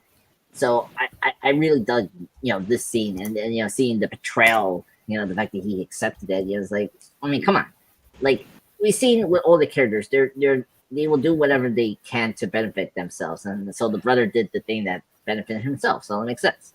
So it's just sticking the lawn theme that we've been seeing with the show with the last 6 episodes. And then I don't want to spend too much, but the Gene talking to Tanaka thing is really great sequence. I mean, because first off, Tanaka is this powerful person. You don't think, because how women are always perceived. I like how she subverted as oh, you think I'm this very diminutive person or whatnot. Actually, she knows a lot of shit. What's going on? What's going on with Blackthorn? Well, Blackbeard's Blackwood. Marigold's relationship. She knows everything, and I really appreciate how she talks down to him that way, and just him coming out, from the 10, and then is oh, it's I want to fucking choke her, and then the whoa. We don't. Hey, listen. We're down with the lifestyle and whatnot and the BDSM stuff, but we don't get down with the choking, sir. That's why I get the sense of Taranaka's behavior. It's like, just saying. Or maybe he just wants to throw an arrow at the sky, and it's like, what I'm doing. You're talking farther ahead in the episode. No, I'm talking about the Taranaka talking to the old whore. Oh, the old whore. Okay, good. Yeah, so I didn't want to talk about the other things. But Jeff has great commentary on that. Yeah, exactly. And then there's nothing much to say about the Blackbeard thing. It's just more of him just getting frustrated with the plan. As Cyber said before, he is supporting. It's like Toranaga is keeping the plans so close to the chest. Which makes sense. He's just playing around with this chessboard. So anyway, fuck you, Jeff. I see the private chat. What are you saying, you motherfucking clown? I will hit you right now. Clown? Oh man. Yes. Oh my god, this is Jasmine. Please help me here. And you say yes. Then you say yes. Imran is the most patient man in the history of Earth. I'm sorry. What's happening? No, nothing. We're just. I'm. You go. I mean, that's all I had to say. It was a great section. This is the part I liked about the episode. It was the intrigue and all the twists and turns of the brother, being the fifth in the council. All that. the Jin, the horror you're talking to Tanaga, it was really engaging, and I thought she was the best part of this episode. Like, she really was the MVP. For that one single scene, she like stole the show. But yeah, so that's all I have to say. And Jeff, I agree with that. I agree with that last point. She did sort of steal the show with that scene. Imran, on top of the question, what's it like to come off of Andre's the pop culture guy on the panel? What's the question? No, it's fine. It's great. I just like Toranaga's grr. That's all. It says so much. He's right though. Do you get derailed? Like you're already ready. You're ready to like do your answer and whatnot, everything, and then Andres talks and you get all fucked up. No, it's fine. I go to my happy place for a little bit and just like do jump rope, and then I come back. Wait, you didn't even go for jump rope. No, you just stood there. In my head. Mental jump rope. Yes. You sure that's what you do in your happy place? You sure there's no tea house there? There's no there may be some. Oh my god, leave him alone, Jasmine. Come on. No, look, everybody said our brothers. I will. Yeah, we're cool. Like Jasmine, we're like that. We know. I'll just quickly say the dinner scene was amazing. It's like a highlight. I love the betrayal. It was a oh shit moment. Every good TV show should have one or a couple of moments where you literally sit up, you go, oh shit, and I did that there. But they telegraphed it pretty well. Great foreshadowing when he's telling stories. First, he tells him the honorable story of him killing the guy, and then I love where he asks Nagakato, "What do you like? You like legends or you like the truth?" Kind of being kind of an ass. And then he tells him the pants shitting story. And Toranaga's like, bro, you got to tell the pants shitting story, really? And that's when we should have known this guy is no good. But all of this, these moves and these Toranaga, like the earthquake and these disasters, his luck is bad. How many do we think Seiki maybe is in on this plan? The whole time I'm like, what is Toranaga's plan? And is it crumbling, or is this actually the plan? And then quickly on the Jin scene, I love that just the idea of stick of time is just the amount of time incense burns. So that's how much time you have. Like, that's very, very, it's just beautiful. And I love how Jin is like, come on, you didn't see this happening? I find that hard to believe. I find it hard to believe that you didn't know. And then she's like, what do I know? I'm just an old whore. That's another great line. And she kind of like bribes him. She's like, well, I won't say anything. You give me some land. She walks out before she can give him time to kick her out. She goes, oh, my time is up. I've got to go. So she's got full control of this conversation, right? And the moment. Don't you love the power moments of some of these female characters, Imran? Kind of like a la House of Dragon, right? Where you have like these women, like, they don't, not with swords, not with shields, and not in the battles do they fight. Words. But with words and whatnot, and influence, they influence these male characters, right? Yeah. Like deeply. You know what I'm saying? Like, deeply. Like they're like the spines of them. Well, in some cases, like, they're really in charge, right? Who's running things? It's really the women who are just. They're the best. Yeah, they are. And honestly, there were a lot of scenes in episode 7 and chapter 7 where I really wasn't sure what they were trying to tell us or trying to convey. Well, at times. Overall, this no, that was one scene where I did not totally understand what that was trying to convey to me in the audience. The episode was a little confusing when you think of like Toranaga's plans. Like, you're like, what? Wait a minute, what's going on? Nobody knows. I don't even know if he knows, but he knows something. But nobody else seems to know. I thought this episode, just chapter, had a lot of those moments where I was really sort of like wondering to myself, pondering, like, what are they really trying to tell us with this? Yeah, where is it going? Again, going back to with like Jin giving Omi the information, right? Yeah, but I think everything is really purposeful. Like, they don't write material that's not going to end up somewhere. So it all ties into the story. Everything's for a reason. Yeah, most definitely. All right, Imran, great job. And I'll let you start off on the next question. So right off the bat, we get the best scene of the episode, the actual best scene, when we do see, after the Toranaga Jin scene, Yabashiki's loincloth shot, right? Yeah. Where I put in my outline, what's everybody's thoughts on that bulge? Bigger than Blackfoot's? Kim, I had your name, Kim, right next to it on my question. Kim, it says right in my outline, just to let you know. I was thinking of you, hon, at that moment, and that private moment and everything, which is either good or bad. Oh wait, bulge. So then Omi and it's never good when Omi and Nagato get together to talk, right? You know that's never going to be fucking good. They get together and talk. I had a bad feeling. Yeah, and you know it's going to be bad, and that's when Omi. You see, Omi is obsessed with fucking like the engine now, right? Now that Blackfoot like fucking put his fucking longsword in Kiku, he's all fucked up now over the engine. He's more pissed off than Bontero, right? But then we get Yabushiki with Blackthorn, and Yabushiki's just talking to Blackthorn like he's one of his buddies, not realizing, not forgetting that Blackthorn can't understand a single thing he's saying, and Blackthorn does one of his stupid Blackthorn faces to show that he doesn't understand. He's like. With his whole like gape mouth and all that shit, whatnot, like he doesn't understand, like a retard. There was a Danny Award winning moment. So basically, then all of a sudden, Yabushiki decides that he's going to teach Blackfoot how to use his sword, right? Which leads to fucking Bontero putting a sword all up on fucking Blackfoot's fucking throat, about to kill his ass. Blackfoot like scrambled on his back to try to get backwards and whatnot. And finally, Blackfoot was like, you know what? Fuck it. Let it roll, right? It might as well be now. You know what I'm saying? Whatnot and everything, right? Take me out. And I thought that Cosmo Jarvis did a great job playing that. He did. I believed it. It seemed believable. Yeah. Like that he meant it, whatnot. Like he wasn't trying to be a pussy or whatever and be hard, right? He was like, fuck it, end it. So, of course, Yabushiki, I thought this is your typical Shogun dark humor. Yabushiki talks shit to Blackthorn and says, I saved your life.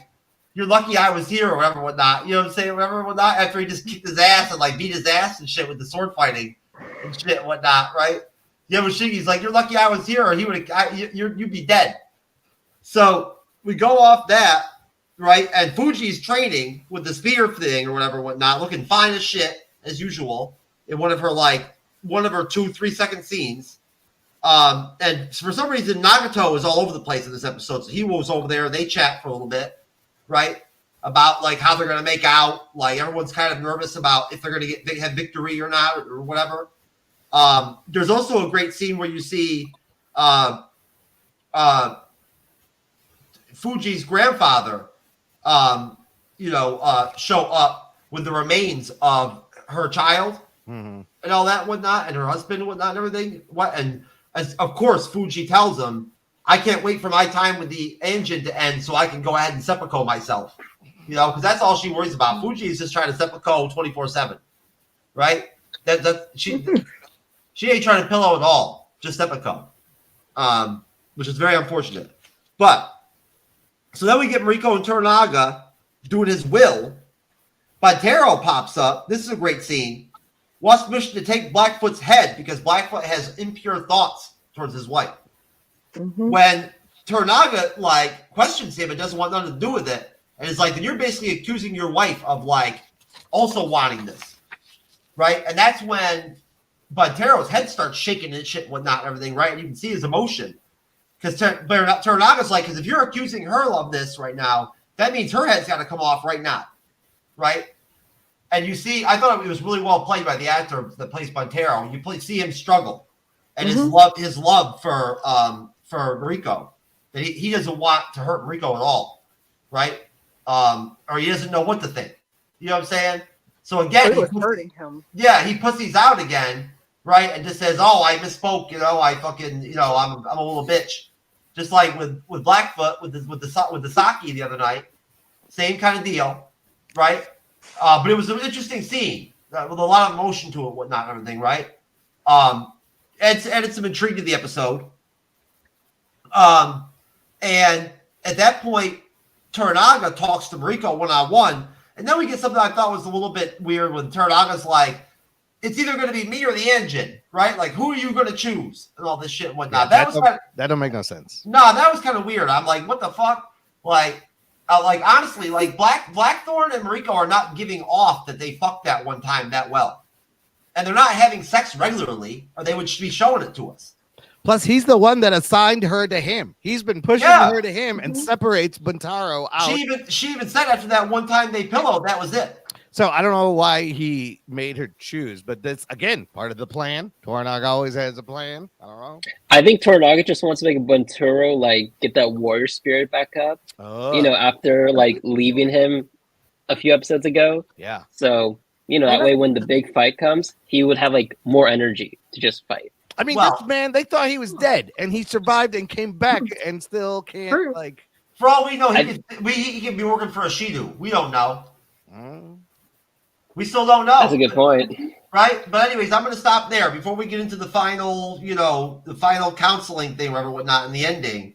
I'll stop there. We'll do two sets of ending questions. And I'll start off with you, Imran, so you can start this round off. And then I'll go from you to Ceren.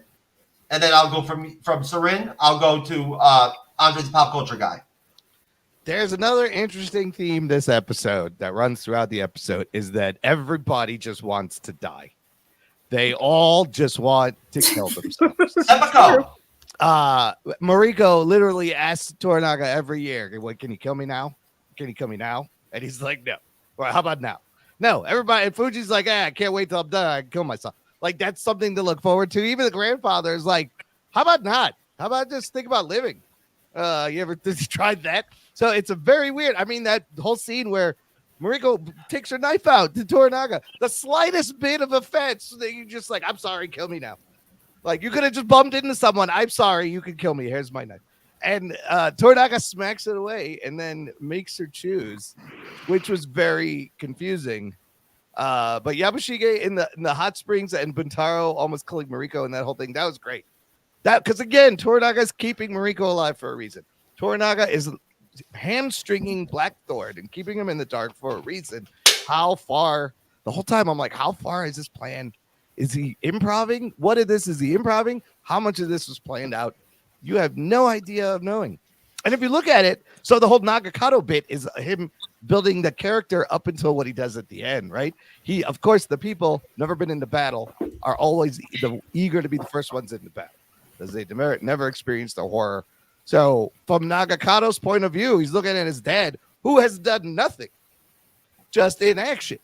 So that's confusing. He doesn't understand the bigger picture and the weight and not taking the straight path into an attack, kind of going in a windy path and hitting from around, which is way more Toranaga's style than just like Crimson Skying it. And I'm sad I don't think we're going to see Crimson Sky, but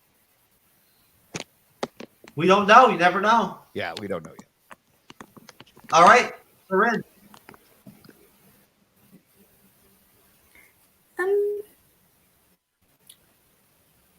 Well, like it's so I don't know. It's so obvious that they really want to kill themselves, but also like I think Toranaga asked that question because like if she chooses Anjin Sama, then this will mean like her disloyalty to Toranaga. But if she chooses like what's his name? I call him Burrito. Burrito. Like, yeah, because I know why. I one time like read Burrito, now it's Burrito. This is like Burrito, and this will mean like okay, like she's loyal to me. But also like you said, you never really know what's like calculated with him and what's not calculated. And I had this feeling of like him really having like almost like breadcrumbing Mariko, or like not Mariko, excuse me, breadcrumbing like John Blackthorn. So I know something will happen at the end, but I'm very curious to see. And also as for the the remainings of the baby and her family, I shed a few tears because it's so sad, and it was so sad. And then with Anjin, with the sword thingy, that he conveyed that emotion so well. I felt even very like unwell. I was like, okay, I felt like I actually felt how Anjin Sama felt in that scene. And yeah, I don't know, I'm very curious. And like I'm very like curious of like where he will, like what's Toranaga's overall plan, master plan. We know something's coming, but we don't know what yet. Okay, Andre's the pop culture guy. Andre's the pop culture guy. Are you a fan of Boruto? Did you say, Ceren? Naruto? No, I said burrito burrito. or Chipotle? I thought you said you call one of the characters Boruto. No, I call him burrito because I read one time burrito. That's why. In the subtitles, I read burrito. I thought you said Boruto. I was gonna say Boruto is Naruto from Naruto Shippuden's son. But go ahead, Andre's the pop culture guy. Own you, got you. Anyway, so yes, the sequence with. I mean, first off, again, the husband of Boruto, whatever his name is, he's doing more of the complaint. Actually, he's making more complaint than Blackbeard. So I will say Blackbeard was more mature in this episode than him. In this episode, just say. Anyway, so him coming to the tent, where Tanaga and Naruto were talking about the will that he was making around that moment, and then all of a sudden he comes in, and he was a little it was, and in fact he's come here. He's like, "Can I have my permission to kill Blackbeard?" And I was like, "Why do you want to kill Blackbeard?" He thinks he's making the moves on his wife, and it's like, no, he's like, your wife is working with the barbarian because he has no Japanese language. He's trying to translate what he's saying to us, the Japanese people there, Tanaga, and so it was just funny how and it was very impressive how Tanaga was able to kind of exhalate his perception of Blackbeard, because we saw previously in the scene where he the other general was having fun playing Blackthorn with the swords, and then all of a sudden he comes in and he starts to attack him, and he has his sword to Blackbeard, and he didn't do anything to slit his throat or anything. So like the intensity has been growing these last 2 or 3 episodes since he came back from the dead. That we know he wasn't dead as usual in horror movies. So I thought that that was great that he talked him down, and hopefully he doesn't act really annoying. The scene with Mirko and the Tanaga, that was a great scene. I mean, I with that scene, I can understand where you guys coming from. I mean, yeah, it is kind of weird. He's trying to like push her to either do the sake suicide or join his his side, because like he needs her to be part of this plan too. Like we don't know what's his plan with Marco too in his plan, because we know about the Black Thorn plan, but what is his plan with other people that he wants to be in this army and this plan against the Chancellor? Like, so what's really going on here? So I think that scene was very powerful, and the actress that plays her is really great. I've been loving her ever since episode 1. That scene alone, she delivered that so well. What's the stopping point, Jeff? Just remind me. You're at the stopping point. Okay, yeah. So the other stuff is very filler. Seeing other characters talking. The son is when we get into the finale, like the final part, like he does the same mistake he did in episode 4. Yeah. So I get he's trying to impress his dad or trying to be a man, but it's like you're taking too much risk. So that's my thing. Okay, most definitely. All right, Cyberneticshark, then I'll go to you, Mr. Rathacon. Please refresh me on the section we're talking about, sir. We're going all the way up to the part where we finally have that scene where Toranaga concedes. We're going before that. Okay, simple and sweet, really great sequence, lots of great information, great acting, lots of fun going on in this sequence. I mean, you have so many things happening in between this, little things, little bit points that they point on. And I just think all of it was very entertaining and very fun. I really enjoyed it, and I thought that it was a really great part of the episode. Okay, most definitely. Wrath of Khan, sir.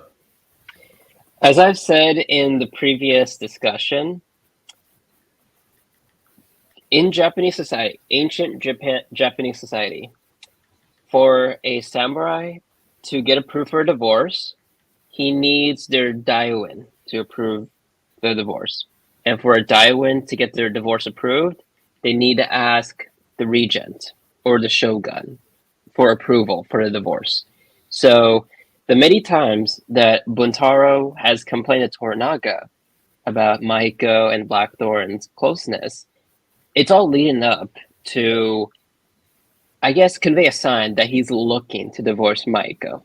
That is my assumption, because for all the other attempts that Buntaro's doing, if he understood the culture of ancient Japanese, like, you know, how the customs are with marriage and stuff, if he like really like understood how everything works, then he knows very well that all the stuff he's doing is going to lead exactly to what Toranaga has already said.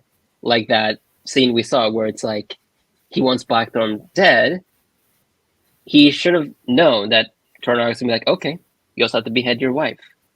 But, you know, he chose not to. So just from that, just with the context I've given, there is a good chance that Buntaro is going to divorce Maiko. That's it. That's all you got, sir?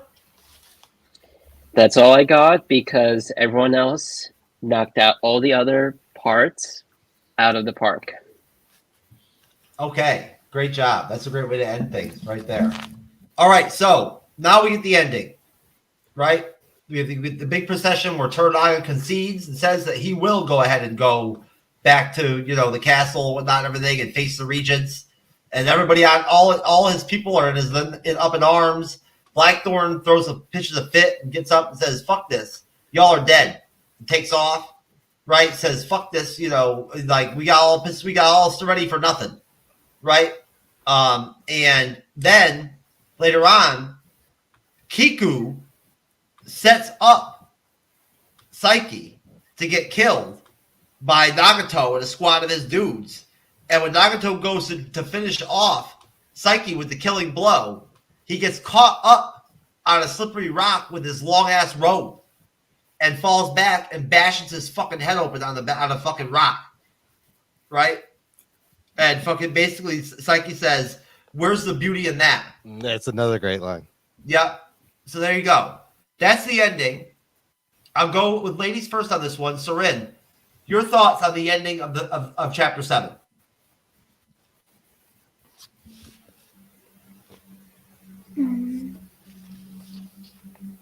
Hold on. Okay, I can go to somebody else. Oh, go ahead. Yeah, that rock scene was a bit like, ugh. I felt the pain in my head when he, you know, clashed on that rock. And what else? It was a really like good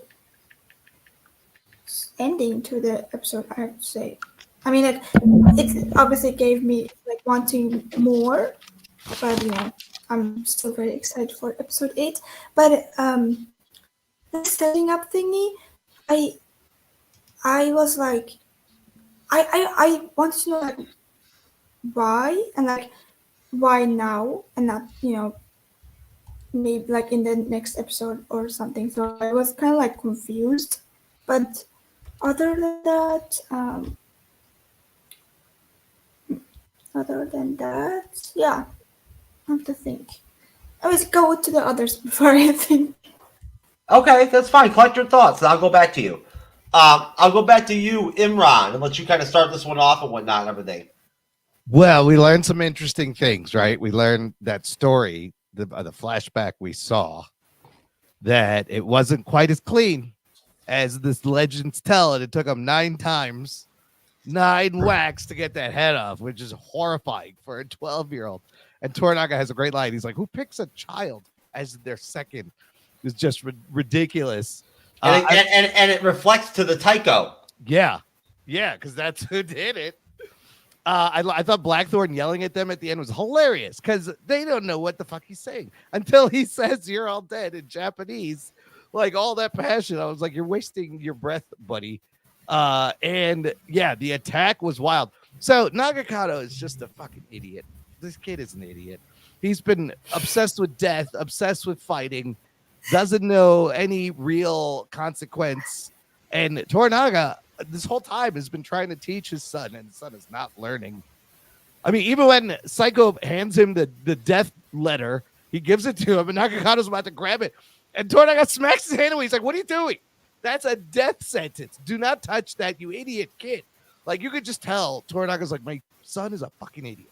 And this last move clearly proved it. Because when that happened, I was like, did he just slip and fall? And he did this to himself? What a dummy. Oh, my God. Tragic.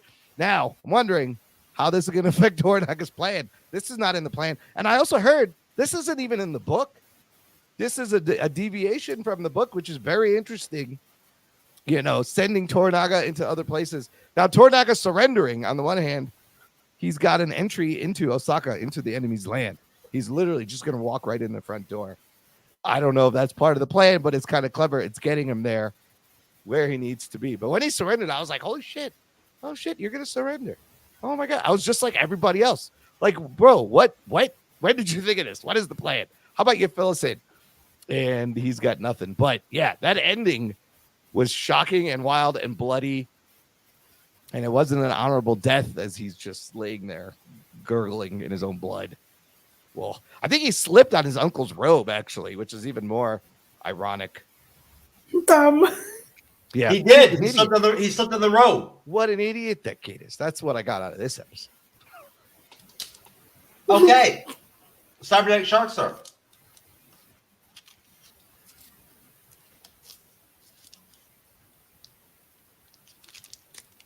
All right. So the conclusion of this episode, hands down, the death of Toranaga's son was a mindfuck, 100%.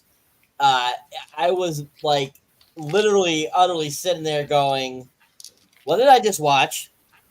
I'm like, "Holy crap!" Like, I felt like I kept feeling like throughout episodes, is Toranaga's son gonna get killed here? Is something gonna happen to him? And it kept going on, nothing happened to him. I'm like, okay. And when that happened at the end of this episode, I was like blown away. And because of how that happened, I was like, I have to go on to the next episode to see what happens. So that ending is like so cool because the fighting was really interesting. I thought it was really well situated in that hut that they were in. The look on Toranaga's brother's face, I thought was priceless, knowing that he could be killed. I mean, the fact that Toranaga's son slipped and fell and hit his head and died, I was like, I'm sorry, but the chances of that happening was like 1 in a billion. Yeah. So, I mean, like, I don't know if anybody else noticed, but if you noticed, Toranaga's brother's, like, outfit thing that he was wearing is on the dock where he walks, and that's what makes him slip. Yeah.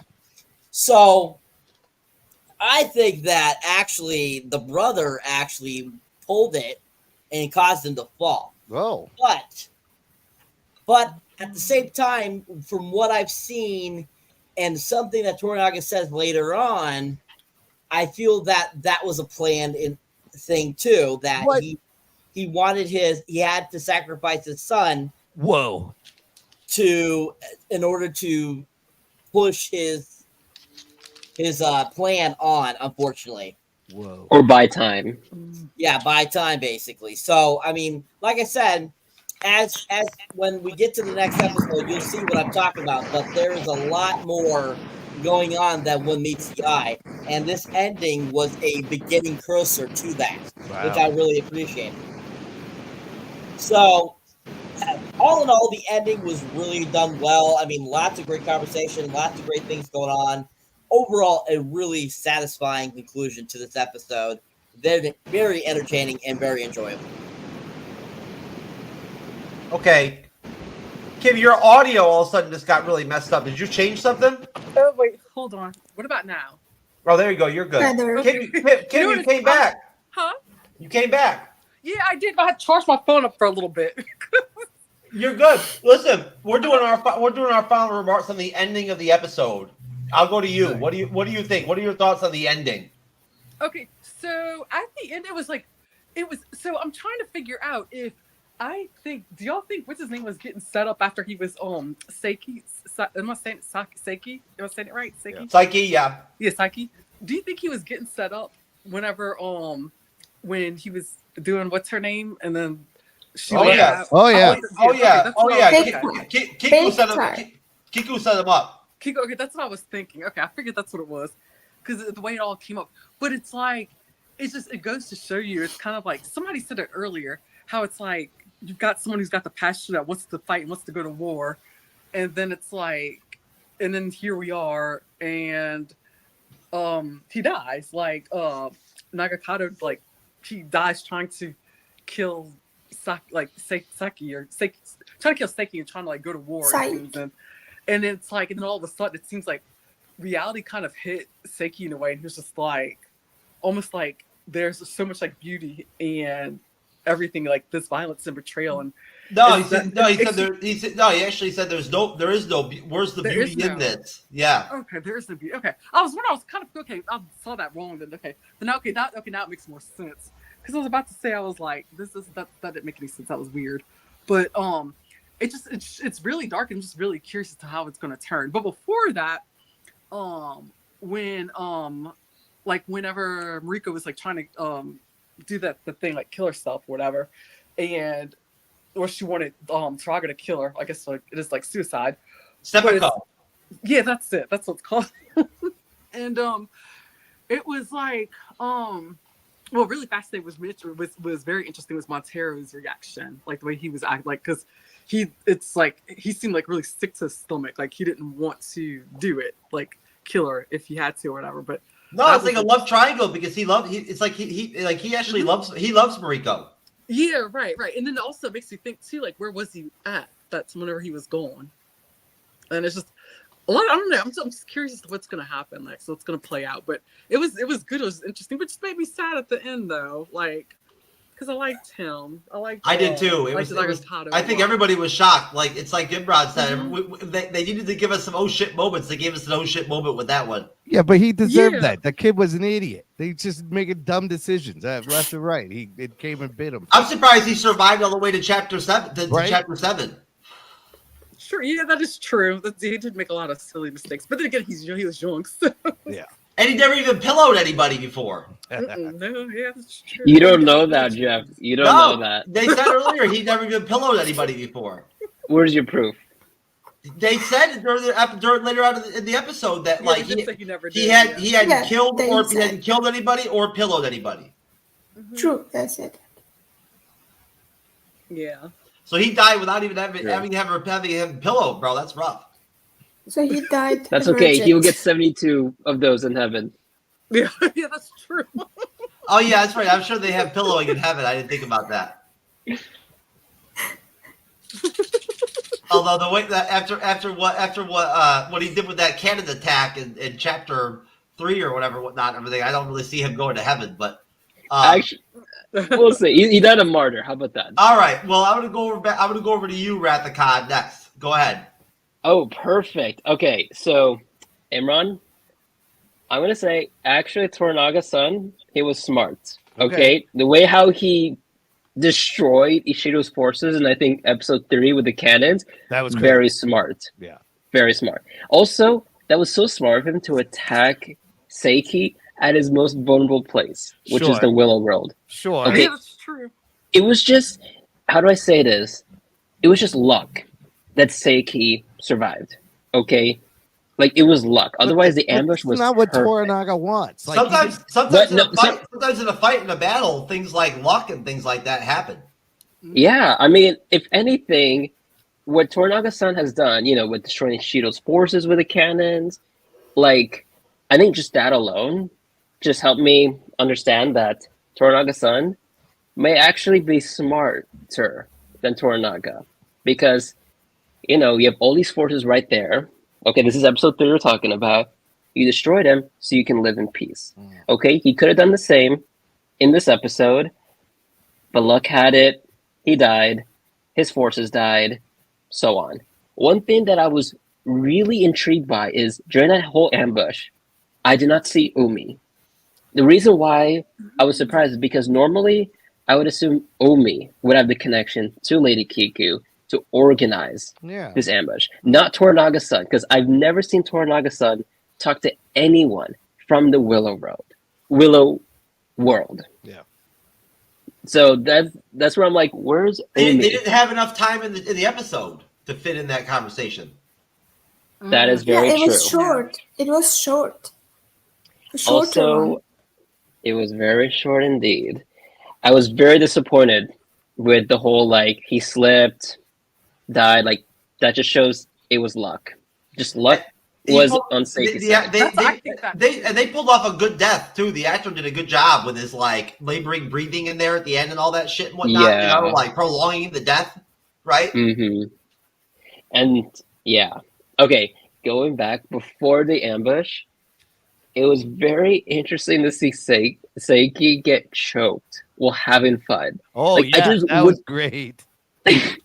I just would not expect that from anyone. Like, and then he's like, I didn't see that. Kiko was choking him? Yeah, she had a thing around his neck. Yeah. Yeah, like he had like a tie wrapped around.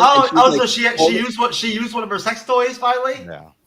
It's just like a tie, you just use someone's tie. How did I miss that shit, man? I don't get down with all that choking shit. I don't personally. I know it's Jeff S. True Knowledge, and I'm down with everything in the bedroom. I bang trannies and shit and all that, but like still, I don't get down with the choking. Okay, it was so funny though that as he was being choked, right? Yeah. It was like, when this is over, I'll bring you to my castle in Edo, build you a palace of your own. My 7th consort. It was such a good choke. There must have been some good choke. And I kid you not, okay? You know how the whole scene ended, the whole action ended? It's not when he, feels that relaxation. It's right when he's about to choke to death. That's a key thing. It's like he didn't finish the whole action. He just, when he's near death, that's when he stops. Just something to keep in mind. You don't know that. I'm not a person that gets choked. No, I know that because he was literally like, he sounded like that's how he stopped. Maybe he busted a nut right at that point too. I don't think so. Man. But they were very quiet. I will say that too. Like, they show like the outside of the Willow Road. Like he would have said, "I'm coming," but he was too busy being choked. He was too busy being like, "I will build you a palace of you."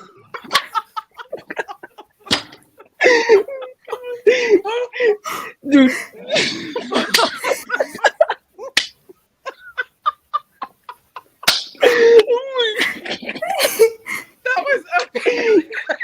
That was so much fun. Jasmine, you got half the panel sprung there, bro. I'm gonna give you 500 points on that. Cyber seems bemused, but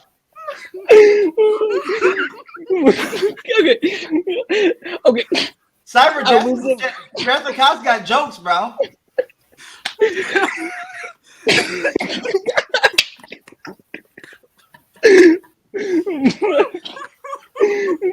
What have all you been drinking? Jesus Christ. Everybody. Bro, I don't drink, man, against my religion. Okay, Cyber. Okay. Oh my gosh. Also, I was very surprised. He has 6 consorts. Like, how? One for every day of the week. Makes sense. Yeah, see, I would have like 100 if it was me. I'd have 100 of them. Okay, but all these other people, I believe they don't even have. Okay. I like variety. Only I one. like variety. Okay, let me go. Blackthorn, only one. Okay, he's a Hatamoto. Okay, all these other regions, only one. That's This not guy Blackthorn's has fault. Blackthorn. six? Blackthorn. That's all Blackthorn. Blackthorn could be pillowing it all up. I mean, you kidding me? You think there ain't some? You think there ain't some chicks in that village that don't want some barbarian strange? You know what I'm saying? Seiki bought a 6-pack. You got from Jin. some savage strange, baby. Okay. And his eyes, like, he's very attractive. Okay, so describe more. Why are you attracted to him? Describe more. Tell me. Well, why don't you like Seiki? Come on. Seiki's going to build you a castle in Edo. Come on. Seiki is pretty Don't you want that? He's hot too. Okay, so What? I would say like Seiki's pretty hot. Seiki, right? I don't know. For me, it's like Blackthorn because like he looks very European and he has a 6-pack. That's it. He has a 6-pack. And his eyes are But he's not going to build you a castle. I don't give a fuck about the castle. Dude, you see, folks. This is what's wrong with the things these days. You gotta have a 6-pack if you're a dude these days to be able to step up to chicks like Ceren. Yeah, building a castle's not enough, man. All right, Jassim, wrap up your thoughts, sir, on the ending. I had high hopes for Toranaga-san, and he was a very smart guy. He did not deserve that death, but I will accept it. And I guess it buys Toranaga time for, to escape his execution. Okay, going back to you, Ceren. Have you collected your thoughts? Do you have any final thoughts on the ending?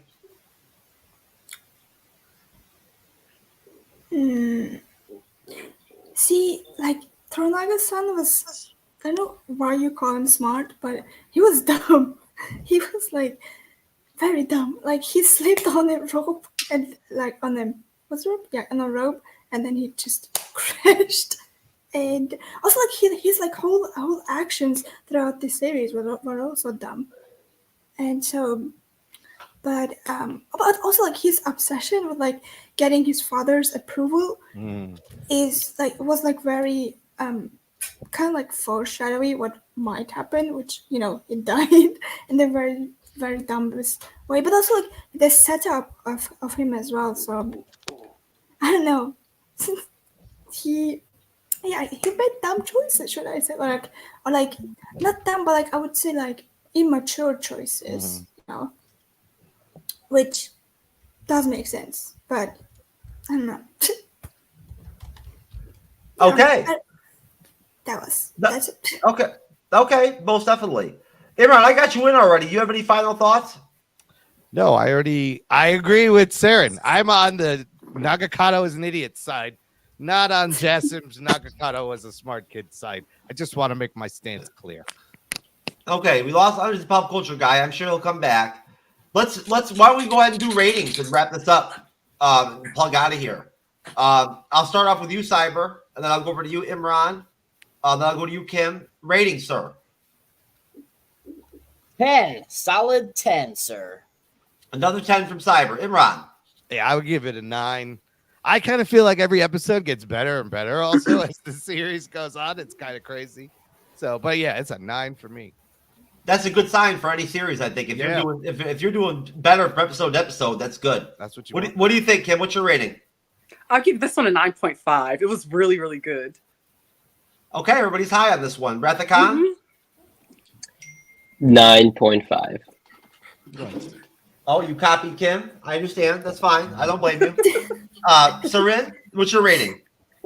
Honestly, this was, at first, it felt like very fillerishy, so I would give it a 7. But then, after watching it 3 times, I really liked it. I would give it a 9. Like, it didn't really top episode 3 for me, but I would give it a 8.5, 9.5, something in that range. Okay, so we'll call that a 9 then. Yeah. To be fair, it says 9. I'm going to give it an 8.5. I don't think it was one of the strongest episodes. I think that I think they were setting up chapter 8, 9, and 10. with these last 2 episodes. And Andres is coming back on, so we'll give him a chance to do his rating when he comes back on and whatnot and everything. Who knows how long that rating could take? It could take 20 minutes. But let's do our plugs and get out of here while we're waiting for him to come back on. And I'll start off with Mr. Cyberneticshark, sir. Go at it. You've got the floor.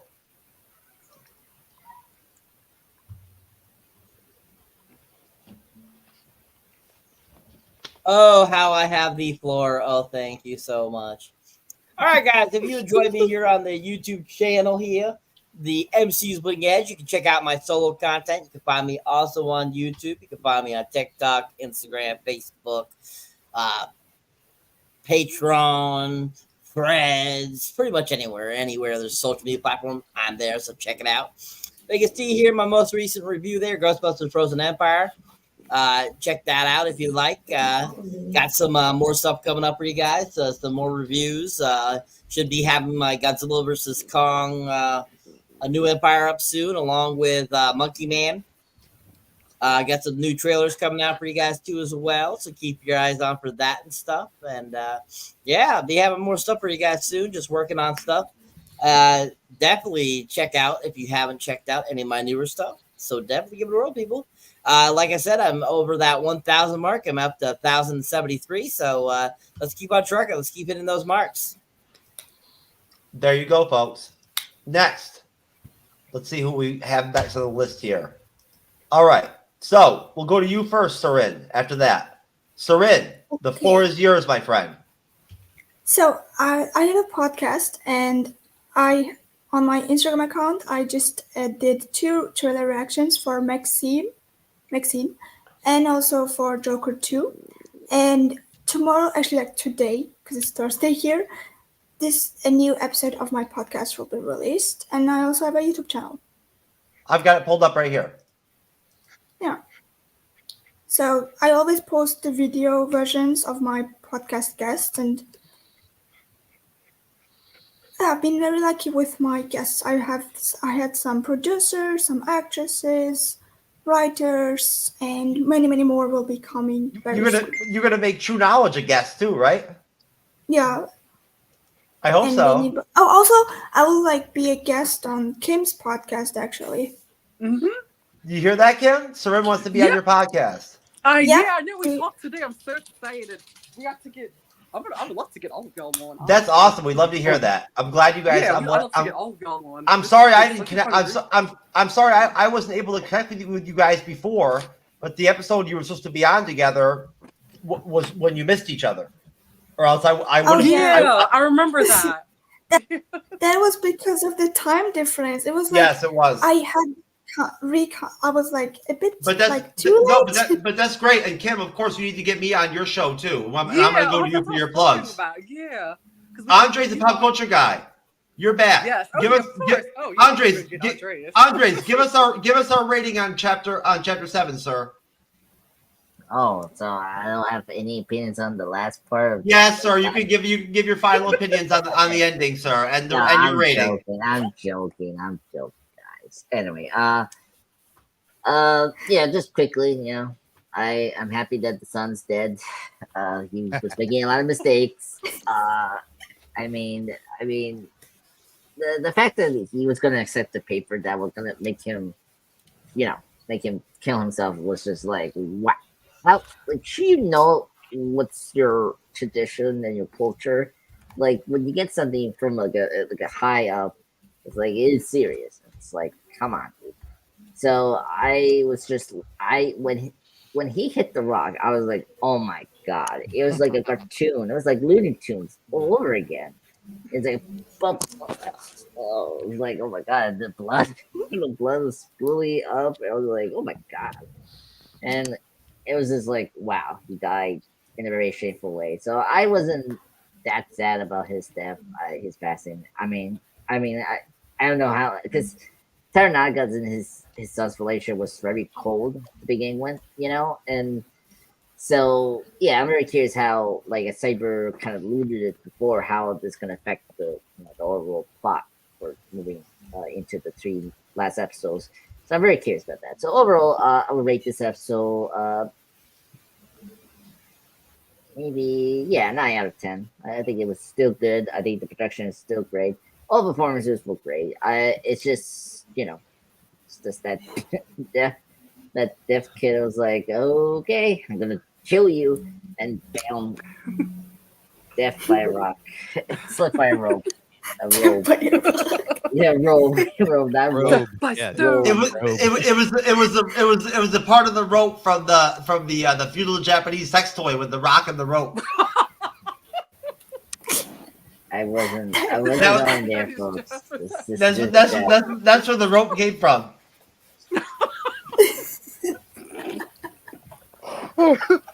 Google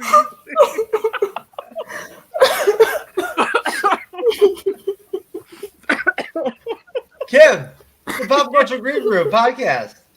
Yes, Pop Culture Green Room podcast. So we actually, it's a podcast that started with my twin sister.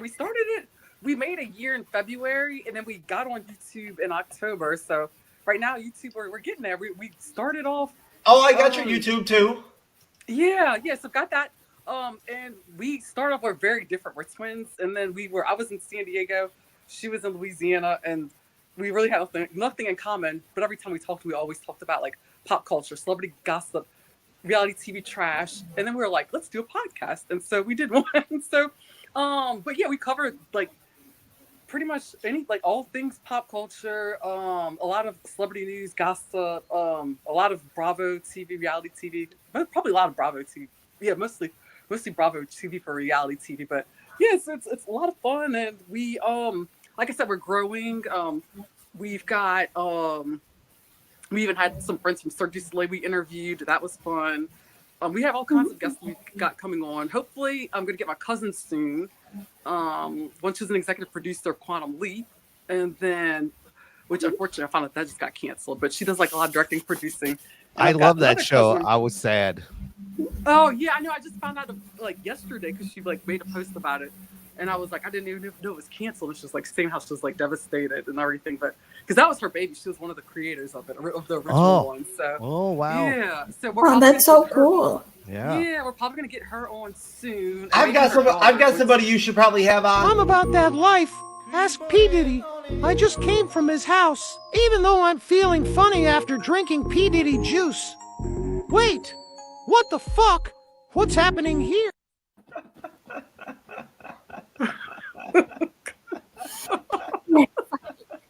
Oh my god! And he hangs out with P. Diddy too, apparently. We did cover P. Diddy. I did do a deep dive on one of my recent episodes. But oh my god, I have to listen to that episode. Oh yeah, thanks. But yeah, it's a lot of fun. We like doing it and like engagement with other people and stuff. But yeah, it's like I liked it, and I'm so happy to be here. I'm glad that y'all found me, and like I look forward to this. This is so much fun because I don't have much of a social life since I've been down in the bayou. Are you down in the bayou? I forgot. Are you in Louisiana? Yeah, I'm in Louisiana. Yep. My daughter was born in West Monroe. Oh, really? And yeah, I lived in Louisiana too. I used to live in West Monroe. Oh, did you? Oh, you know what? You did tell me. I told you I met my ex-wife over in the western part of Louisiana, over in Cajun country. Yeah, you did. You did tell me that. I do. I lived in the swamps. Jermaine, that's coming on Fallout with us on Saturday, is a teacher over in Louisiana. Oh, is he? Really? Yeah, he is. You'll see him in the chat. Nice. But let me move on next over here to Mr. Imran. Mr. Imran, would you like me to pull up your YouTube channel or your podcast first? You can do the podcast first. We're primarily an audio podcast. I co-host the Jock and Nerd Podcast with my friend Anthony and a puppet named Rug Boy, covering all sorts of geek stuff. New episodes every Wednesday. Latest episode, we reviewed Monkey Man and Invincible Season 2.